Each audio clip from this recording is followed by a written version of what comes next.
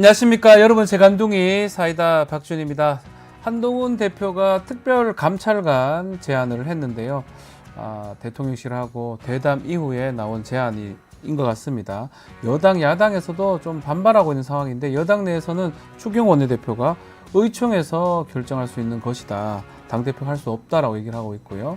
야당에서는 이 지금 상황에서 미래를 위해서 그 관리하기 위해서 특별감찰관은 가능하지만 과거 거를 처리하기 위해서 하는 것은 특감이 아닌 특검으로 해야 된다라는 주장을 하고 있는 상황입니다. 과연 특별감찰관 관철시킬 수 있을지. 또 하나는 정치인이라면 본인이 던진 메시지, 또 던진 말에 대해서 책임을 져야 되는데, 특검을 하자고 분명히 얘기를 했던 것 같은데요. 지금은 또 특감이라니요. 지켜봐야 될 것 같습니다.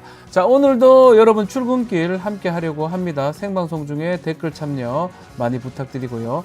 박지훈의 뉴스 인사이다 지금 바로 시작하겠습니다.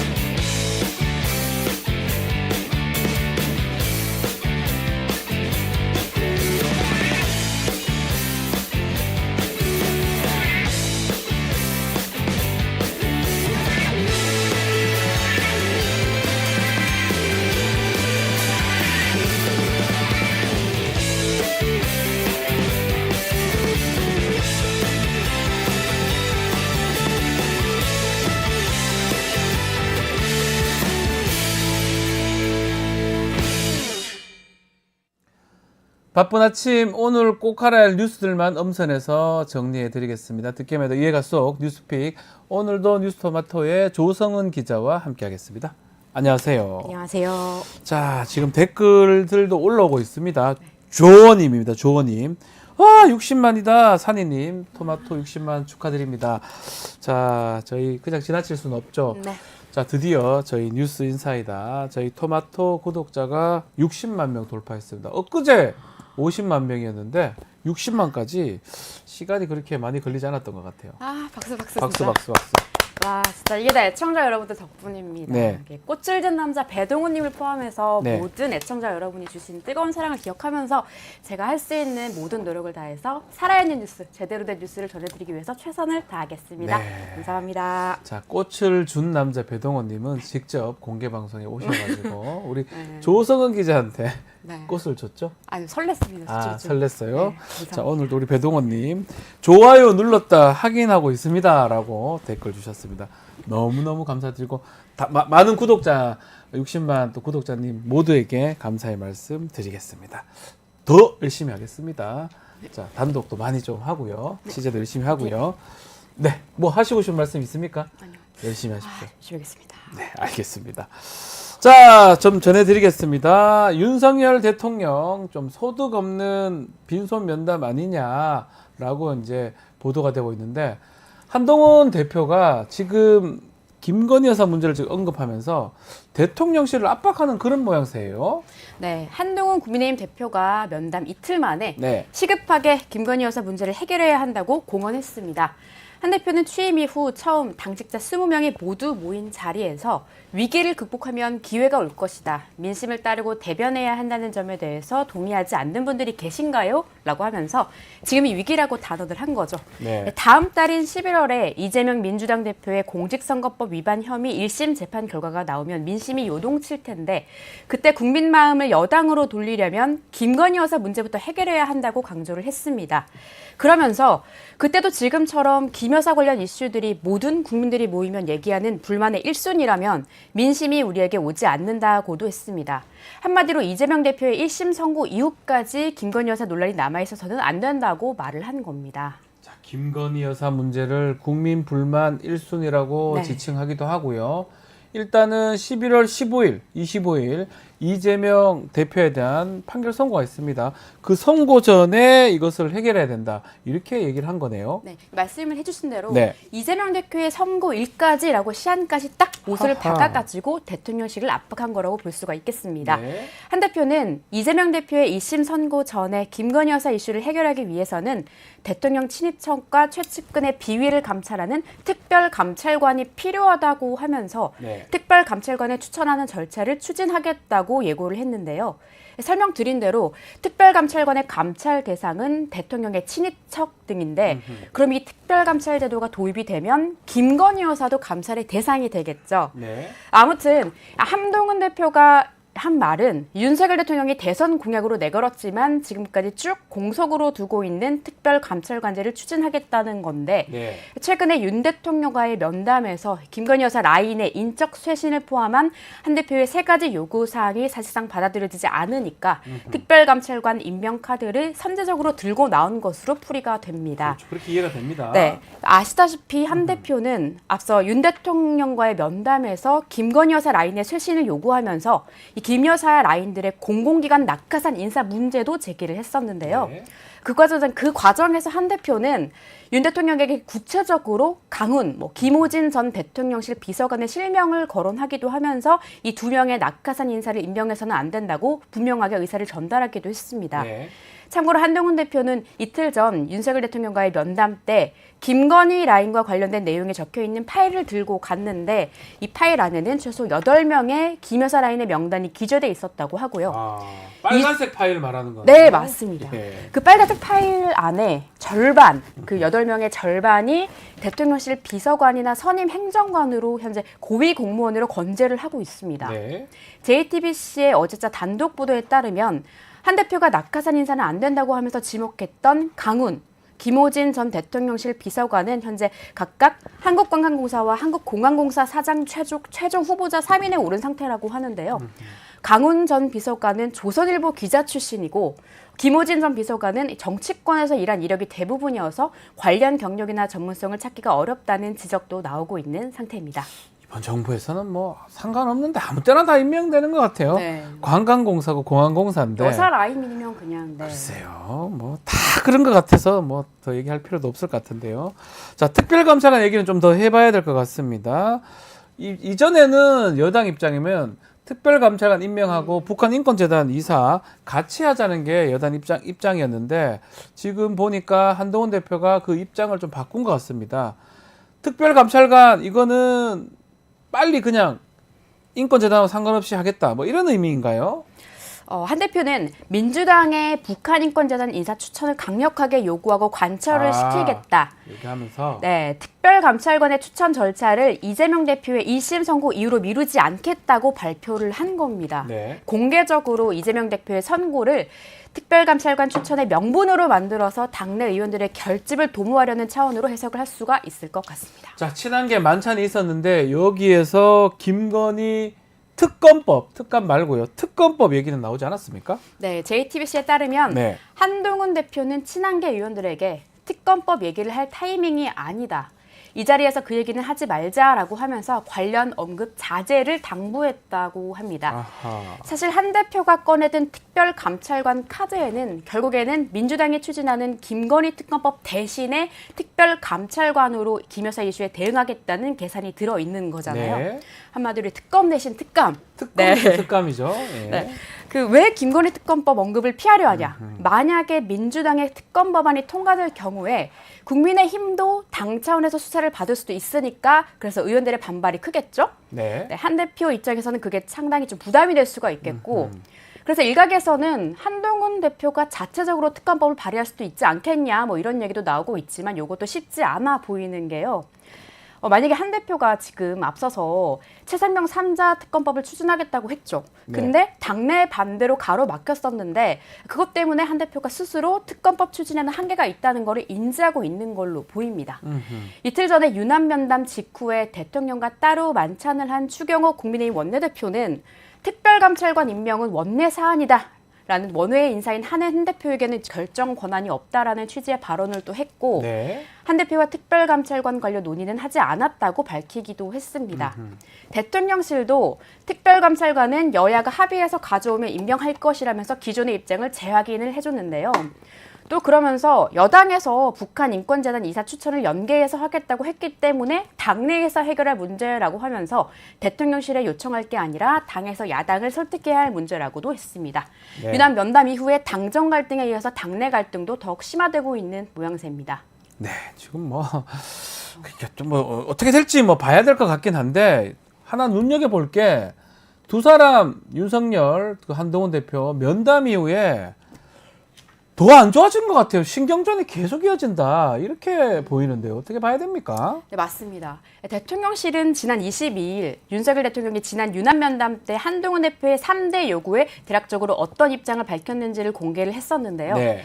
여기에 대해서 한동훈 대표는 친한계 만찬 자리에서 자신의 측근들에게 용사는 지금 말에 각색을 할 때가 아니라 김건희 여사 관련 3대 제안에 예스냐 노냐 답을 주는 게 맞다.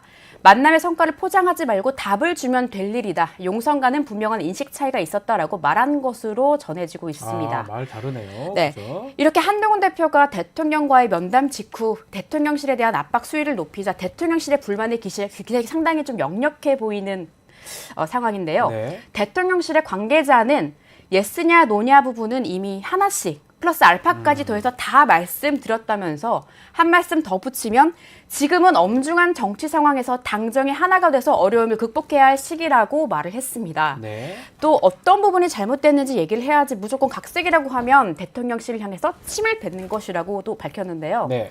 친한계 만찬 자체에 대해서도 당내 분열을 조장하는 것은 금물이라고 말을 했고 윤 대통령이 한 대표를 홀대했다는 지적에 대해서도 그건 그야말로 친한계가 왜곡한 거 아니냐라고 반박했습니다. 네. 그리고 원형 테이블을 요청했는데 받아들여지지 않았다는 주장도 나왔잖아요. 그렇죠. 거기에 대해서는 또 한 대표와 함께 앉을 만한 원형 테이블이 없었다. 없기는 뭘 없어요. 네, 하나. 그 대화하는데 테이블 모양이 그렇게 중요하냐 이렇게 반문했습니다. 또 그런 얘기도 있었군요. 네. 면담이 끝난 지 이틀이 지나도록 이렇게 면담의 성과보다는 의전 같은 뭐 이렇게 형식을 두고 뒷말만 무성한 상황에 대해서 민주당은 아주 옹졸한 이별식이었다.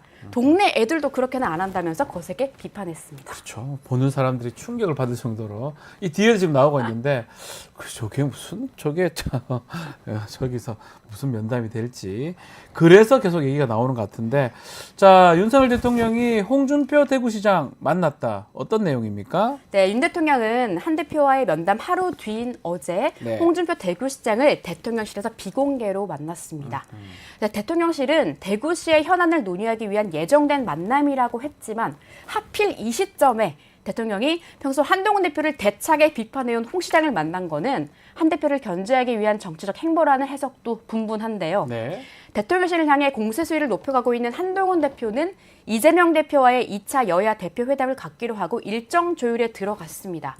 윤석열 한동훈의 면담 후 상황에 대한 얘기들은 저희 방송의 마지막 코너인 이슈 산업에서 좀 더 자세하게 다뤄줄 예정이니까 끝까지 채널 고정해 주시기 바랍니다. 자 다음 소식으로 넘어가겠습니다. 이틀 전 법사위 국감에서 김건희 여사 공천 개입 의혹 진술했던 강혜경 증인이죠. 검찰 소환 조사를 받았다면서요. 네, 강혜경 씨는 현재 정치자금법 위반 혐의 피의자로 검찰 수사를 받고 있습니다.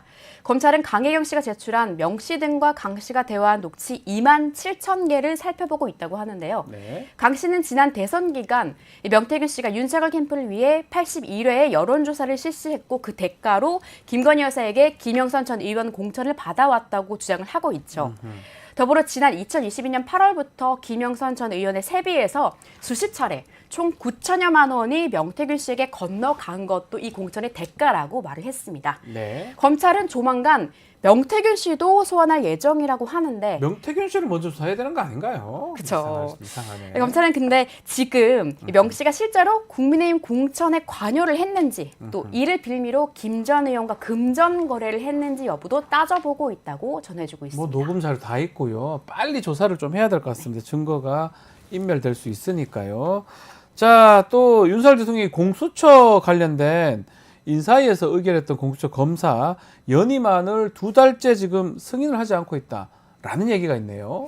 네, MBC가 어제 만성적인 인력난에 시달리는 공수처가 앞으로 더욱 극심한 인력난에 시달릴 수 있게 될 수도 있다는 내용을 보도했습니다. 네. 오는 27일, 그러니까 3일 뒤면은 공수처 검사 4명의 임기가 끝나는데 윤석열 대통령은 이 검사들에 대한 연임안을 아직까지 승인하지 않고 있는 건데요.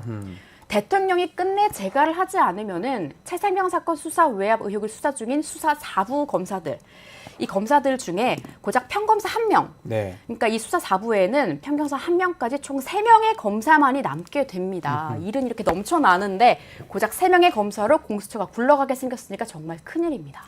그러면 최상명 사건 지금 수사는 어떻게 되는 겁니까? 근데 사실 그 부분이 정말로 큰 문제인데요. 그렇죠? 공수처는 지난 5월 김계환 사령관을 끝으로 공개 소환 조사를 못하고 있습니다. 뿐만 아니라 호주 대사로 출국 직전에 자진 출석한 이종섭 전 국방장관도 다시 부르지 않고 있고요. 이시원, 임기훈 등 전직 대통령실 인사들의 소환 조사도 아직 하지 않았습니다. 네. 이 공수처 수사 4부는 최상병 사건뿐만 아니라 김건희 여사의 공천 개입 의혹 고발 사건도 맡고 있습니다. 이상하죠, 좀. 네. 이상한 거 아닙니까? 아무래도 좀 그렇죠. 예. 전문가들은 여기에 대해서는 대통령 본인이나 김건희 여사 사건이 공수처에 지금 수사 중인데 이 수사를 공수처 검사의 공석 사태로 인해서 간접적으로 방해하는 것이 될 수도 있는 것이라는 의견을 내비쳤다고 합니다. 네. 하루라도 빨리 재가를 해줘야 하는 공수처 검사 연임안은 차일피일 미루며 처리하지 않고 있으면서 지난달에 사표를 낸 검사에 대해서는 일주일 만에 결재를 한 것도 상당히 수상한 대목인데요. 뿐만 아니라 내년도 정부의 수사 관련 예산안을 보면은 검찰은 올해보다 4% 증가한 반면 공수처는 17%나 삭감된 점도 수사 방해 의도가 있는 것 아니냐는 네, 의혹을 더욱 키우고 있고요. MBC는 대통령실에 연임 재가 관련 입장을 물었지만 대통령실은 확답을 할 수 없다고 하면서 즉답을 피했습니다. 참 석연찮아서 여러모로 의심을 거둘 수가 없는 상황입니다. 돈도 없고 사람도 없으니까 못 하잖아요. 수사를 못 하죠. 그래서 뭐 댓글에 그래서 특검이 필요한 거라고. 그럼 또 특검도 맡고 있고 뭐 어쩌자는 겁니까? 라고 대갈매님, 또 이쁜이님, 안용님, 또 배동원님, 산이님 다 말씀을 주시고 계십니다. 아마 국민들 마음들이 비슷하지 않을까 생각이 듭니다. 자, 조성호 기자 수고하셨습니다. 감사합니다. 감사합니다. 자, 저는 쇼미더 민심 코너로 돌아올 테니까요. 조금만 기다려 주십시오.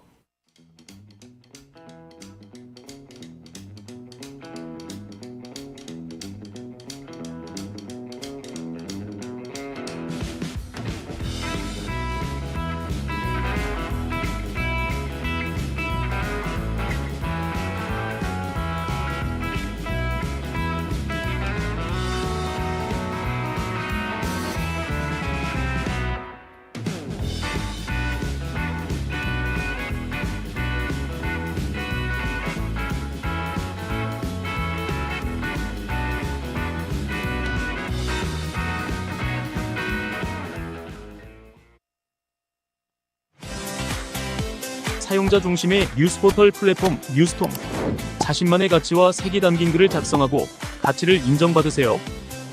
사용자 중심의 뉴스포털 플랫폼 뉴스통에서 뉴스북 뉴스라인의 필진이 되어보세요. 자유롭게 생각을 표현하세요. 작성 키워드를 지급해드립니다. 내가 작성한 글이 언론사 기사처럼 뉴스포털에도 노출. 초창기 활동 지원금까지. 지금 바로 뉴스통의 필진이 되어보세요. 당신의 이야기가 세상을 움직입니다.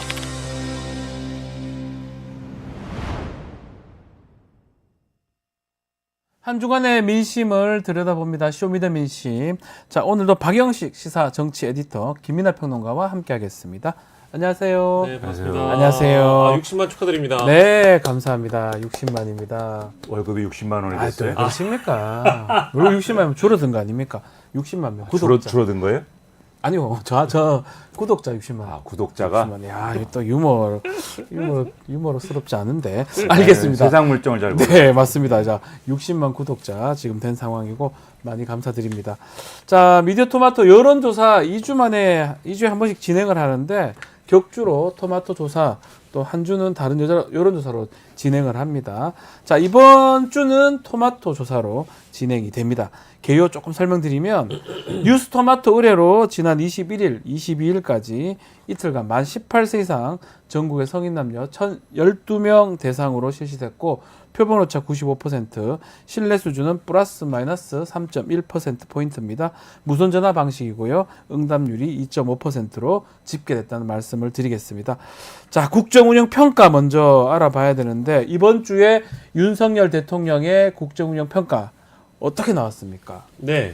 대통령께서 이 국정 운영을 잘하고 있다고 평가하십니까? 아니면 잘못하고 있다고 판단하십니까? 라는 질문을 여론조사 응답층에게 던져봤는데 네. 일단 잘못하고 있다가 77.1%이고요. 와. 그중에 매우 잘못하고 있다. 그러니까 디테일하게 보면 67.6%가 매우 잘못하고 있다. 이제 코어층이 강하다고 볼 수 있겠죠. 네. 그리고 반면에 잘하고 있다라는 비율은 20.6%였습니다. 네. 토마토 조사 이후에 역시 최저치로 지금 떨어져 있고요. 다른 이번 주에 나왔던 월요일 리얼미터 조사가 24.1%의 긍정, 부정이 72.3%. 이것도 리얼미터에서 집권 후 최저치고요. 네. 그리고 한길 리서치 조사 결과도 오랜만에 소개해드리면 여긴 22일에 발표를 했는데요. 24.4%가 긍정, 부정이 73.8%여서 뉴스토마토, 리얼미터, 한길 리서치까지 다 역대 최저치의 긍정 지지도를 보이고 있다라는 것이고, 다만 오늘 뉴스토마토의 그 표집 정치 성향을 보니까요, 진보가 조금 더 많습니다. 345명이고 보수가 257명, 중도가 410명으로 조사가 됐다는 점 참고로 말씀드려서 네. 전체적인 아무튼 흐름이 뭐 대통령에게는 뭐 부정적으로 지금 흘러가고 있다라고 봐야 되겠네요. 네, 지금 상황상 봤을 때는 전체적으로 지금 상당히 부정평가 높은 것 같고요. 곧 있을 갤럽도 이제 봐야 될 것 같은데 토마토는 조사 이후로 최저입니다. 20%. 그러니까 20% 벽이 유지가 될까요? 이게 더 관심인 것 같아요. 저는 유지 안 될 가능성이 지금 상당히 높아졌다고 봅니다. 그죠? 네. 네. 설명 좀 해주세요. 그러니까 계속 네. 말씀드립니다만은 네. 지금 소위 말하는 뭐 이 구분상 네. 진보층 뭐 이런 분들은 윤석열 대통령을 지지할 가능성은 뭐 제로인 것이고 앞으로도 좀 그렇겠죠. 네. 중도층도 이제는 거의 이제 희망을 놓아버린 상황 아닙니까? 네. 그런 상황이면은 보수 지지층을 이제 유지할 수 있을 것이냐, 보수 지지층의 지지층을 이제 유지할 수 있을 것이냐가 관건인데 보통은 이런 상황에서는 대통령이 집권 세력이 이 보수 지지층이라도 끌고 가자. 보통은 이런 전략을 세웁니다. 그리고 곧 있으면 어쨌든 임기 반환점을 돌지 않습니까? 그렇죠. 11월 지나면 11월 달이죠. 그렇죠. 11월 달. 임기 반환점을 돌게 되면은 그러면 뭐 추가로 이렇게 지지율을 이렇게 중도로 점프를 시킬 만한 그러한 계기를 찾기는 더욱더 어려워지기 마련이에요. 이제 반환점을 돌게 되면은 슬슬 이제는 이 권력의 어떤 힘이라는 것은 조금씩 빠져나가기 시작하기 때문에 그래서 아무래도 지킬 것을 좀 수비적인 자세로 가자 이러기 마련인 건데 네.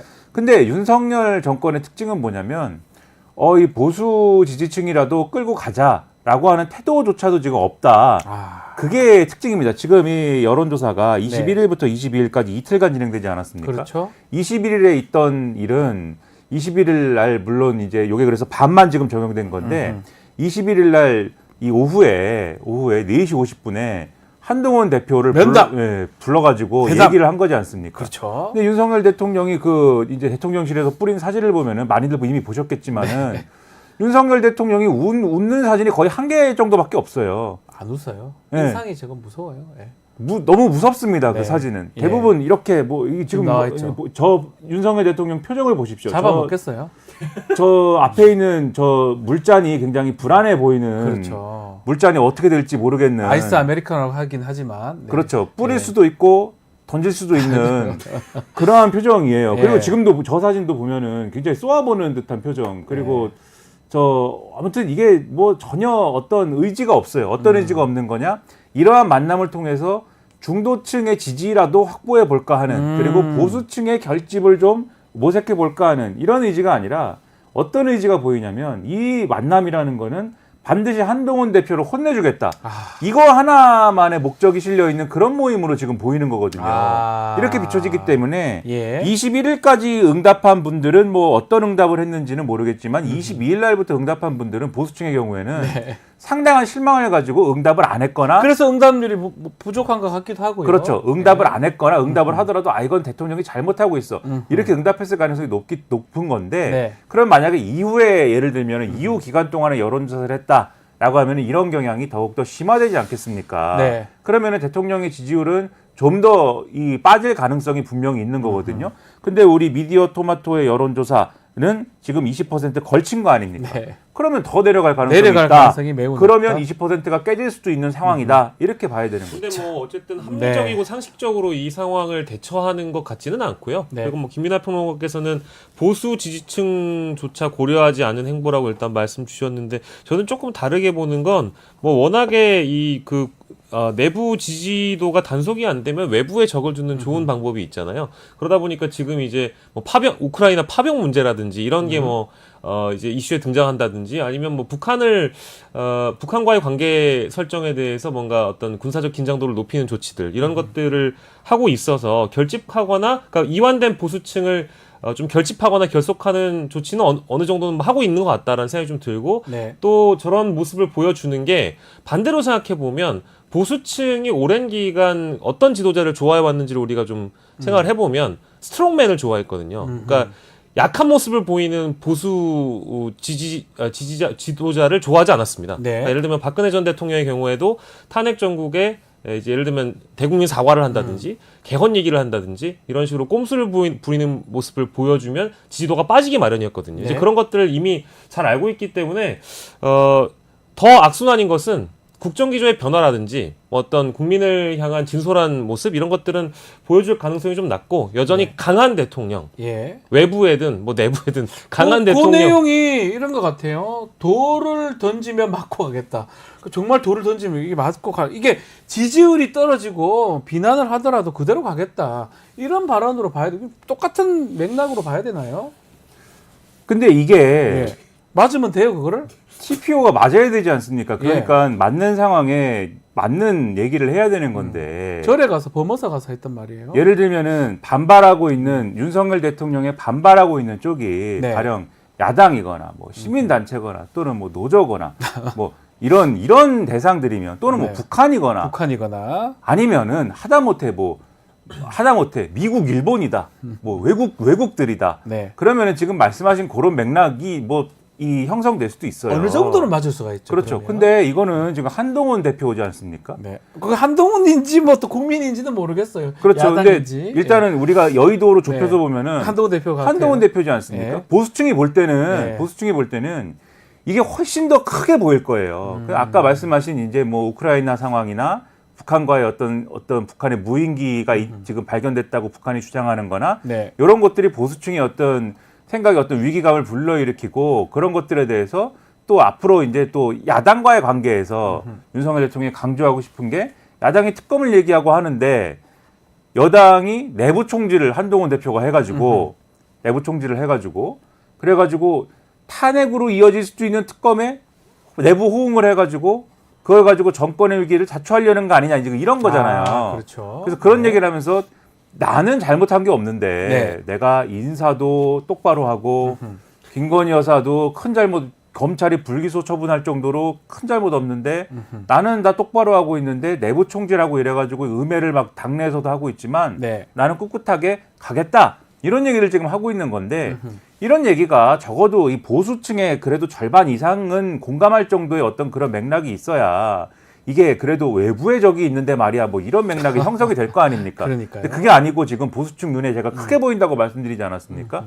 보수층 눈에 아닌 것 같은데 김건희 여사는 잘못이 있는 것 같은데 검찰의 불기소 처분은 이게 좀 잘못된 것 같은데 이런 게 상당히 지금 이런 문제의식들이 상당히 크단 말이에요. 네. 보수 언론에도 지금 반발이 굉장히 많이 표현되고 있다. 이 말씀은 그죠. 예, 여러분들이 아마도 드렸을 것 같고 이그노벨상 주잖아요 지금 네. 검찰의 처분에 대해서 네. 그런 얘기까지 나오는 상황에서는 아니 한동훈 대표가 그래도 이것에 대해서 뭔가 바로잡아 보자는 충언을 하는데 더군다나 이준석 과거의 이준석 대표하고 관계하고는 또 다른 거지 않습니까? 그렇죠. 한동훈 대표 윤석열 대통령 검사 시절부터 키운 사람이고 그 가깝다는 사람이고 완전히 이너서클에 속했던 사람인데 그런 사람이 하는 충언까지도 못 받아들이는 거냐 이런 이제 인식들이 형성돼 있기 때문에 이거는 제가 볼 때는 T표가 안 맞는 어떤 행보이고 그렇죠. 이런 식으로 하면 할수록 보수층의 균열은 커질 수밖에 더 없어서 나빠진다. 그래서 기반이 무너지는 쪽으로 갈 수밖에 없는 거다 이렇게 보이는 어제 거예요. 뭐 댓글이라는 네. 게 살펴보면은 댓글이 뭐 민심을 전체로 다 네. 반영하는 건 아닌데 이 돌 들고 돌 던져도 맞고 가겠다라는 기사 대부분에 그러면 내가 돌 들고 용산을 갈까요? 이제 이런 댓글들이 많이 있고 돼버려요. 실제 저희 지금 구독자분들께서도 그런 말씀 하시는 분들이 많고요. 온라인 커뮤니티도 워낙에 시끌시끌하다 보니까 동아일보 오늘 칼럼 제목이 이렇습니다. 방향은 맞는 건지 그러니까 대통령이 가시는 길이 방향은 맞는 건지 길은 있는 건지라는 이제 칼럼 제목이어서 아무튼 대통령의 현실 인식이 고스란히 반영된 발언에 대해서 이제 비판과 네. 비난이 함께 일단 서려 있는 것이고 이거는 뭐 어쨌든 바꾸지 않고 뭐 뚜벅뚜벅 가겠다는 말씀 아니겠습니까? 근데 이제 이런 상황에서 아무튼 돌 맞으면 안 아프겠죠. 됩니다. 아프죠. 아플 겁니다, 많이. 그리고 그래 맞으면 안 돼요. 네. 맞으면 큰일 나고. 자, 최근 정치권에 오빠가 계속 논란이 되고 있는데 저희 뉴스토마 조사에서 이 오빠 이거 조사를 좀 해봤어요. 김건희 여사하고 명태균 씨가 나눴던 메시지, 오빠가 누군지, 누구라고 생각하는지, 야 이런 조사는 뉴스토마토만 뉴스토마토가- 가능한 것 같은데 네. 어떤 결과가 나왔습니까, 박영식 에디터? 예, 요 여론조사는 아마 오늘 그 타 언론에서 많이 또 이제 받아 쓰지 않을까라는 네. 생각이 드네요. 윤석열 대통령, 그러니까 그 오빠 바로 김건희 여사와 명태균 씨 간에 주고받은 카카오톡에 등장하는 그 오빠가 누구냐? 윤석열 대통령이라고 보시는 분들이 70.4%였고요. 네. 김건희 여사의 친오빠다. 라고 이제 응답하신 분들이 13.1%, 그리고 뭐 잘 모르겠다가 이제 16%인데, 이 재밌는 것은 70세 이상, 네. 그리고 보수층 쪽에서는 잘 모름이라는 응답이 상대적으로 높았다고 합니다. 이제 그 대목이 일단 눈에 띄고, 국민의힘 지지층, 국정평가 긍정층에서는 김건희 여사의 친오빠 아니냐라는 답변이 전체의 40%를 넘었다. 그러니까 13.1%라고 응답한 예. 분들이 친오빠라고 답변하면서 40%가 넘었다라고 이제 봐야 될 것 같습니다. 대다수가 70%가 윤석열 대통령이다라고 생각을 하는데 국민의힘 지지층의 40.3%가 친오빠다. 이거 어떻게 해석하는 게 맞습니까? 이것도 지지율대로 가는 겁니까? 지지하는 대로? 그러니까 요 사안에 대해서 이제 그 정파적으로 네. 해석을 하고 있는 거죠. 그러니까 우리 편, 그러니까 대통령실이 김건희 여사의 친오빠라고 해명을 했기 때문에 예. 그게 우리 편 대답이다. 우리 편 대답이 맞다. 예, 이렇게 생각하는 분들이 국민의힘 지지층의 40.3%다. 40.3%. 뒤집어 얘기하면 나머지는 이제 그 정파적 해석도 안 따르는 거지 않습니까? 원래 그런 같은 측면들이. 많이 따르죠. 한 80%씩 따르지 않나요? 그렇죠. 보통 방침이 같으면? 우리 편 방침이 이건데 우리 편 방침이 친오빠 김건희 여사의 친오빠인데 그걸 안 따라가고 있다. 이걸 볼 수 있는 거고 그리고 뒤집어서 이 여론조사에서는 한번 그것도 물어봤으면 좋았겠다라는 생각도 듭니다. 그러면 김건희 여사의 친오빠이다라고 답한 분들한테 네. 한번 그걸 물어봐야 돼요. 그러면은 김건희 여사의 친오빠의 경우에는 문제가 없다고 생각하십니까? 그냥 한번 물어봐야 된다. 그 왜냐하면 질문을 더 했어야 된다. 그렇죠. 김건희 여사의 친오빠인 경우에는 그러면 문제가 좀 더 심각해질 수도 있다라는 시나리오도 있는 거거든요, 사실. 그렇죠. 김건희 여사 친오빠가 야당이 그런 얘기도 하고 있고 그렇죠. 지금. 네. 대선 과정에 이런저런 또 개입을 했을 수도 있고. 이준석 얘기를 왜 합니까? 대표 얘기를. 그렇죠. 그리고 이런저런 개입을 했다면 그것을 통해서 또 대선 이후에도 또 어떤 역할을 했을 수도 있는 거고. 네. 이런 상상의 나래를 또 펼칠 수도 있는 것이기 때문에 그런 경각심을 또 가져야 되는 거거든요. 그런 경각심을 지지층이 갖고 있는지 예. 한번 물어볼 필요도 있다. 네. 자, 그리고 지금 지난 21일이죠. 윤석열 대통령 한동훈 대표 면담이 있었는데 그 전에 한동훈 대표가 세 가지를 요구했어요. 뭐 인적 라인 개선, 대외 활동 중단, 그리고 의혹 규명에 적극 협조. 요구를 했는데 뭐 그 사실 그 관철은 거의 안 된 것 같습니다. 요구 관련해서 대통령이 이 요구 들어야 될지 받아들이지 말아야 할지 요것도 저희가 조사를 했는데요. 이 조사 토마토에만 가능합니다. 예. 요거 조사 결과 어떻게 됩니까? 첫 번째 조사나 두 네. 번째 조사나 세 번째 조사나 아무래도 현재 이제 그 대통령의 국정 운영을 긍정하시는 분들이 답변하고 싶지 않은 그런 질문들처럼 그렇죠. 받아들여질 수도 있어서 아무래도 예, 아까 예. 초반에 저희가 분석해 드릴 때 그 응답을 아예 포기하신 층이 있지 않겠느냐 보수층 그렇죠. 중에 이제 그거를 네. 이제 전제하고 보시는 게 좋을 것 같습니다. 윤석열 대통령이 한동훈 대표의 제안을 받아들여야 한다가 78.2%입니다. 굉장히 높은 비율을 많네요. 차지하고 있고요. 받아들이지 말아야 한다는 13.8%, 여기 잘 모름이 8.1%인데 이거는 이제 지역 통합과 세대 통합이 이루어졌습니다. 아, 그래요? 모든 연령, 모든 지역, 모든 성향, 정당 지지층, 모든 정당 지지층에서 받아들여야 된다라는 답변이 이 조사에서 어쨌든 우세했다라는 말씀드리고 네. 두 번째 조사와 약간 유사한데 70세 이상 국민의힘 지지층 보수 성향 응답자에서는 전체 의견에 일단 못 미치는 그런 결과가 나왔습니다. 국정평가 긍정층에서는 받아들여야 한다는 응답이 과반 또 미만이었다고 해서 아무튼 뭐 요 질문에 대해서는 뭐 대다수가 일단 받아들여야 된다고 보는 쪽으로 생각하고 있다고 보는 게 맞겠네요. 이 해석도 비슷하게 하면 됩니까? 지금 보수층의 10명 중에 6명도 받아들이는 게 맞다. 이런 입장이거든요. 지난번 저 앞에 그 40% 정도 하고 해석이 비슷하게 해석하면 될 것 같아요. 그러니까 받아들여야 한다라는 게 이 정도 이제 나온다는 거고 보수층에서도 상당히 높은 그렇죠. 비율이 나온다라는 것은 네. 한동훈 대표의 해법에 대해서 즉 그런데 한동훈 대표의 해법이라는 거는 김건희 여사에 다 포인트가 맞춰져 있는 거잖아요. 그렇죠. 김건희 라인 정리해라. 김건희 여사 활동 중단 선언해라. 그다음에 김건희 여사 관련된 의혹에 대해서 이 의혹을 규명하는 거에 대해서 협조해달라. 그러니까 다 김건희 여사의 포인트를 맞추고 있는 건데 그 네. 얘기 뒤집어 얘기하면 뭡니까? 보수층조차도 김건희 여사에 대해서만큼은 이 문제에 대해서만큼은 뭔가 해결하고 해소하고 넘어가야 되고 그거에 대해서 한동훈 대표가 뭔가 이렇게 고언을 한다고 하면 대통령이 받아들여야 된다. 이 생각을 갖고 있는 거지 않습니까? 그렇죠. 그리고 이것조차도 받아들이지 말아야 된다라고 하는 사람들이 지금 여기에 보면 13.8%가 있는데 예, 그 13.8%. 네, 이게 윤석열 대통령만의 사실은 고정 팬들이다. 이렇게 보면 되는 진성 거예요. 지지자들. 그렇죠. 어떠한 일이 있어도 그렇죠. 순수한 윤석열 아. 대통령의 지지층이 13.8%를 여기 잡힌 건데, 아. 근데 이제 유념하셔야 될 거는 이 조사는 네. 표본 오차 95%의 신뢰 수준, 95% 신뢰 수준에 네. 플러스 마이너스 3.1% 포인트의 표본 오차가 있다는 거. 그렇죠. 요거까지 감안하면은 예. 13.8%로 나왔지만은 조금 더 줄어들 수 있는 여지도 이제 있는 거고, 그래서 10% 뭐가 될 수도 있는 거고. 극단적으로 봤을 때. 그렇죠. 요런 것들이 그런 것들을 같이 보면은 윤석열 대통령 혼자서 사실은 할 수 있는 것이라고는 아무것도 없는 거다. 지금 상황이라면. 그렇죠. 그러면 네. 한동훈 대표가 이렇게 얘기하는 것조차 지금 아까 맨 처음에 말씀드린 것처럼 다 제끼고 나는 돌을 맞든지 말든지 가겠다라고 하는 태도로 있어서는 보수층의 무슨 뭐 결집이라든지 또는 그 예를 들면 특검 문제에 있어서 과연 야당의 위헌적인 그러한 특검을 뭐 우리 의원들이 뭐 받겠습니까라고 얘기하는 그런 태도라든지 이런 거는 유지 불가능한 건데 불가능하다. 그걸 계속 고집하는 그러한 태도의 어떤 그러한 그런 나는 이렇게 가겠다라고 하는 의지는 어디서 나오는 거냐?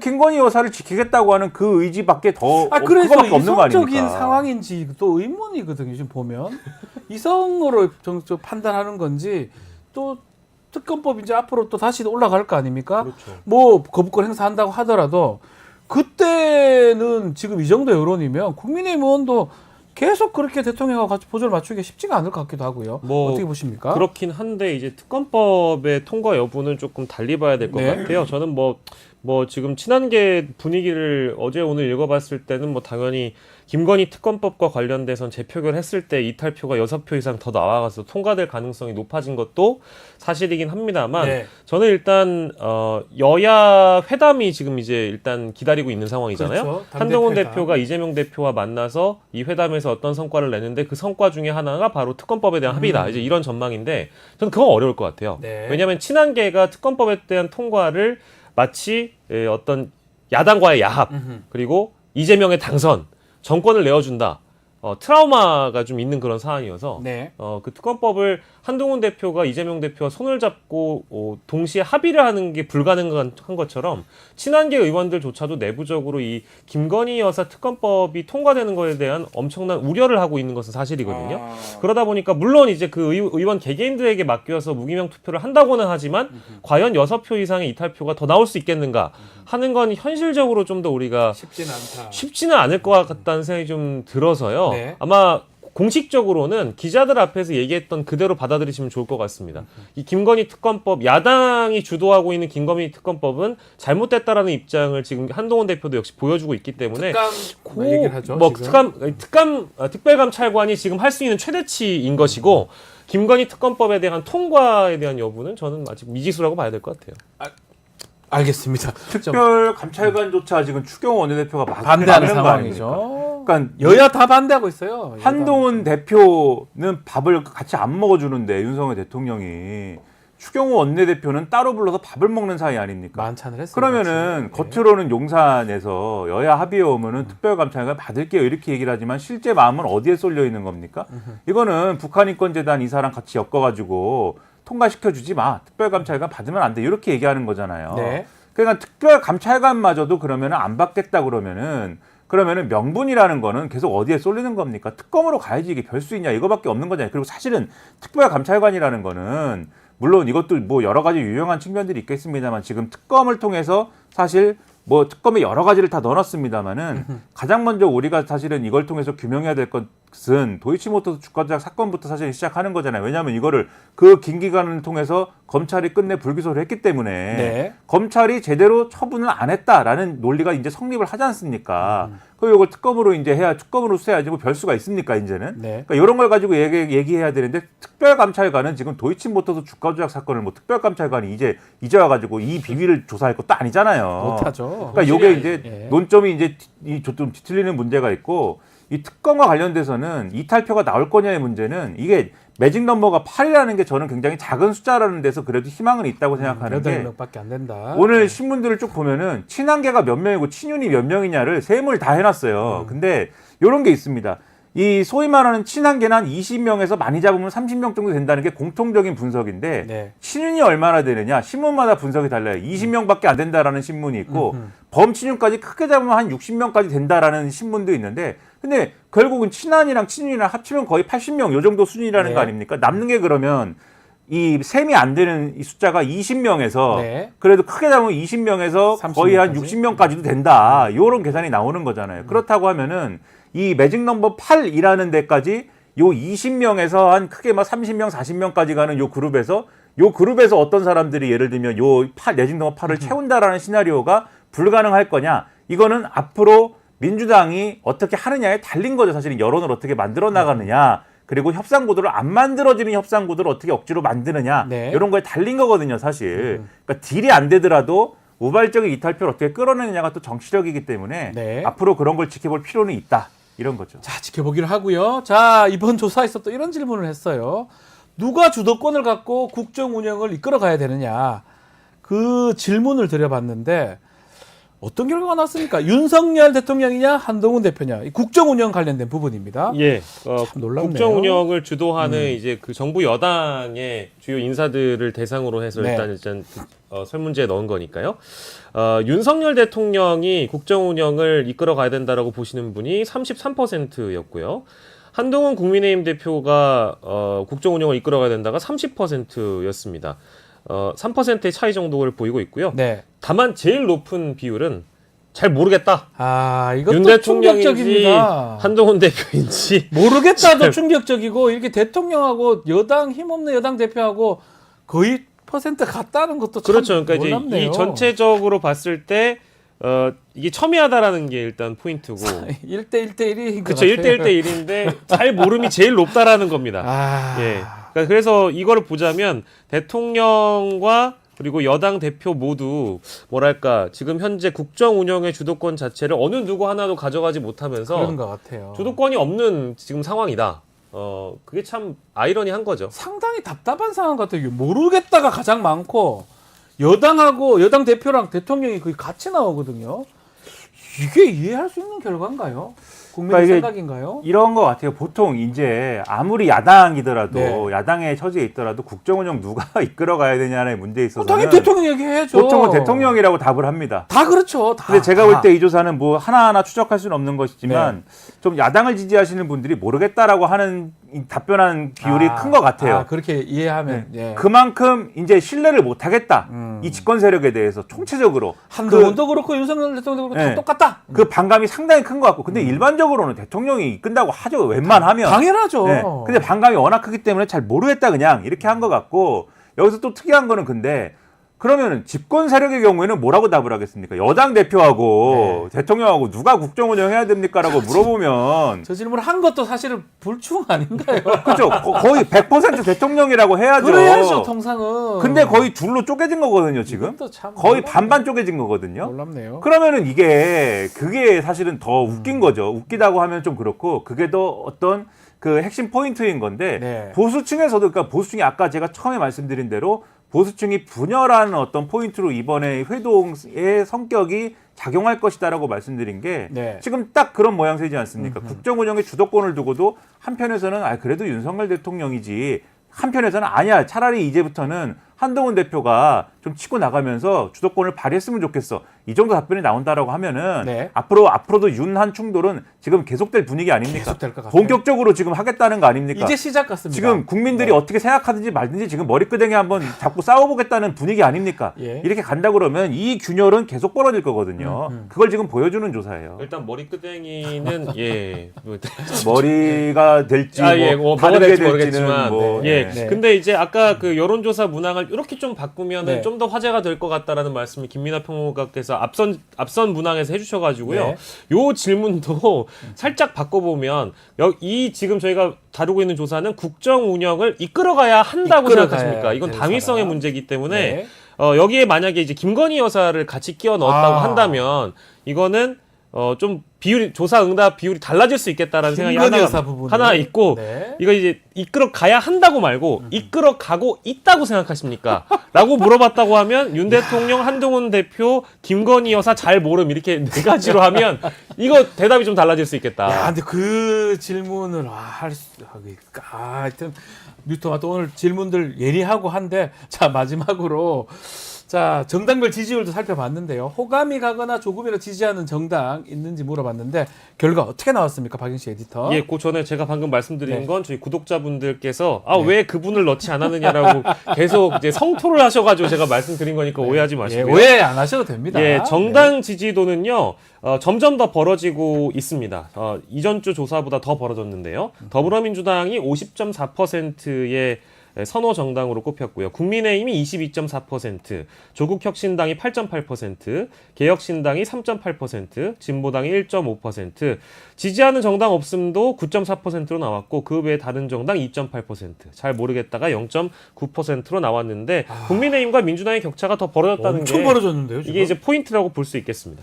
지금 50대 20이면 거의 최고로 벌어진 것 같고 조국 혁신당까지 합치면 야당을 지지하는 게 60%가 정도가 가까워집니다. 이 조사에서는 민주당이 현재 최고치를 찍었고요. 그렇죠. 국민의힘은 반대로 최저치를 찍은 게 찍고 됐습니다. 있고. 이게 윤석열 대통령 지지율하고 국민의힘 지지율하고 같이 커플링되는 현상 같기도 하고 문제는 이게 지금 해결이 안 되면 당 지지율은 계속 떨어지는 거 아니냐. 이런 분석들이 있는 거거든요. 그렇죠. 이제 이런 정당 지지율이나 이런 거는 뭐 절대적인 숫자와 격차도 뭐 중요하겠지만 네. 이게 아무래도 뭐 하우스 이펙트라든지 뭐 이제 응답하신 분들의 어떤 그런 표집의 문제도 있기 때문에 추세를 봐야 되거든요. 추세를 봐야 근데 되는데. 추세를 보면 뚜렷합니다. 민주당은 상승세고 국민의힘 하락세라는 게 굉장히 저 뚜렷해요. 도표 보십시오. 네. 저게 쫙 벌어집니다. 그렇죠. 이 뚜렷하다라는 거를 봐서 추세를 봐도 이거는 뭐 부정할 수 없는 사실이라는 거는 네. 윤석열 대통령의 국정수행 지지율하고 국민의힘의 이 정당 지지율이 동반하락하고 있다라는 것을 보여주는 거예요. 그렇기 네. 때문에 한동훈 대표나 국민의힘 지도층 입장에서는 이 문제를 해결을 해야 된다. 동반하락하고 있는 문제를. 그러니까요. 그러려면은 동반하락하고 있는 이유가 뭐냐? 김건희 여사 문제가 이렇게 난리인데 이거를 국민의힘도 해결하지 못하고 그런 상황을 방치하고 있는 윤석열 대통령도 문제고 이게 뭐냐라고 하고 있는 보수층의 실망감이 반영이 됐기 때문에 이렇게 되는 거다라고 네. 하는 진단이 나오는 거거든요. 그래서 그걸 해결하라고 했더니 뭐 이런다 대통령은. 그러니까 돌 맞겠다. 이 이러니까. 해결이 안 되기 때문에 이런 현상은 제가 볼 때는 좀 더 갈 것 같다 이렇게 생각이 됩니다. 사실상 지금 이런 국면에서는 더불어민주당이 뭐 특별한 어떤 조치를 하거나 뭐 어떤 방향을 잡진 않는다고 하더라도 지금 뭐 김민하 평론가님 말씀 주신 것처럼 당정 간의 갈등이나 또 이제 인물로 보면 대통령과 여당 대표의 갈등이 너무 극심하고 이게 어떤 뭐랄까 잔잔한 물결같이 흘러가는 게 아니고 어제 네. 상황을 보면 거의 뭐 에스컬레이션이 되고 있는 상황이거든요.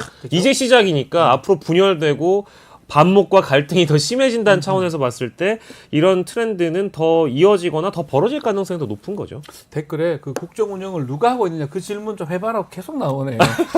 김건희 여사 상당한 어떤 표를 받을 것이다라는 이건 안 합니다. 네. 혹시나 뭐 탈 수도 하면 안 되는 거잖아요. 하면 아마 이제 예. 굉장히 좀 안 돼요. 그런 얘기 하지 마십시오. 문제가 될 수 있겠죠. 알겠습니다. 자, 오늘 말씀은 여기까지 듣겠습니다. 김민하 평론가. 자, 박익시 에디터 두 분 감사합니다. 고맙습니다.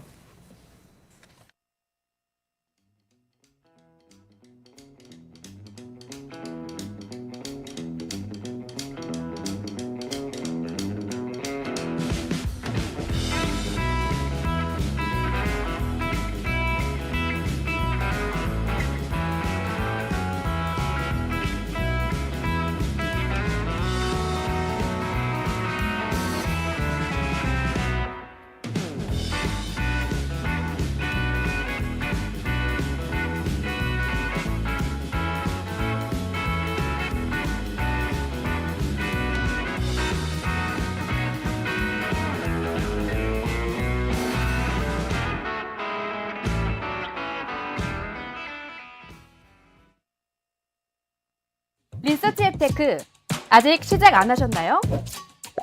생각만 공유해도 리워드가 쌓이는 서치통. 지금 시작해보세요. 원아이디 로그인 후 패널 가입 시 약 3,000원 상당의 리워드 적립. 리서치에 참여하실 때마다 현금처럼 사용 가능한 PTR 적립. 내가 초대한 친구가 패널 가입을 할 때도 리워드 적립. 지금 바로 서치통에서 우리 지역, 우리나라의 사건, 사고들에 대한 리서치에 참여해주세요. 자, 시사 맛집 이슈 삼합 시간입니다. 자, 김필성 변호사, 신유진 변호사, 저 동갑내기 변호사 셋이 한 자리에서 풀어보는 정치 평론입니다. 자, 안녕하십니까 두 분. 안녕하세요. 네. 자, 질문들이 계속 와요. 동갑 맞냐? 네네네. 질문 오는데 동갑이 아닐 수 있지만 학번이 같은 거죠? 네, 그렇습니다. 학번이 같습니까? 네. 구사학번, 네. 구사학번 네. 맞죠? 저도 구사학번. 그때가 좀 수능을 두 번을 쳤습니다. 맞습니다. 수능을 첫 번째로 여름하고, 했는데 네, 11월. 두 번을 쳤는데 첫 번째 수능이 너무 쉬웠던 기억이 나고요. 네. 두 번째 수능은 큰 의미가 없었던 기억까지 납니다. 그리고 다들 질문 자꾸 하셔서 동갑 맞냐? 맞습니다. 우리 신준 변호사님이 좀 턱없이 젊어 보여서 그런지 김필성 변호사님하고 저하고는 거의 의심하진 않는데 네. 신준 변호사를 좀 아닙니다. 의심하는 것 같다는 제가 느낌이 사실 듭니다. 한 살 어리더라고요. 76년생. 그래가지고 네. 한 살 어린 걸로 네, 오빠들이라고 생각하겠습니다. 아니요. 아유, 뭐, 같습니다. 철없는 오빠들이 떠드는 거죠, 뭐. 같습니다. 네, 알겠습니다. 자, 공식 질문 먼저 들어가겠습니다. 한 주 동안 또 어떤 정치 이슈, 어떤 기사에 좀 관심이 가든가요? 변호사님. 네. 지금 이제 KBS 사장 어제 나온 네, 뉴스인가요? 진행이 되고 있고요. 예. 이제 박장범 아. 전 앵커라고 불러야 되나? 이분이 이제 지금 사장 사실상 이제 사장으로 확정이 됐죠. 지금 제청이 됐고 이제 임명만 하면 되는 상황. 혼자 남아 있으니까요. 예, 이제 이분이 근데 이 주목을 받은 이유가 그 유명한 파우치. 그러니까 이제 지금 계속 문제가 되고 있는 모 회사의 그 고급 네, 명품. 명품. 예, 그 우리 명품. 얘기해도 됩니다. 예, 명품. 철없는 조그만 오빠들 파우치 진짜. 말씀하시는 거죠? 그래 조그만 파우치로가 말씀하신 주목받은 지금 계속 이슈가 되고 있는 건 네. 핵심에 있는 사실 사안인데 이분이 이제 사장이 되는 단계까지 간 거죠. 그러니까 네. 그게 뭐 어쨌든 그것이 이제 좋게 보였는지 어떤지 모르겠는데 중요한 건 이분이 이제 하기 전에 면접 보고 어쨌든 절차는 거치지 않겠습니까? 여기에 이제 질문이 나왔대요. 왜 이거를 파우치라고 했냐? 명품백이라고 안 하고 했더니 명품백이라는 용어가 방송용 용어가 아니다. 라는 말을 했어요. 그러니까 이제 부적절하다. 왜냐하면 이게 언론에서 구분하는 품목, 이게 좀 규정이 있는지 모르겠습니다. 네. 생필품, 사치품, 이런 식으로 분류를 하지, 명품이란 분류는 없다.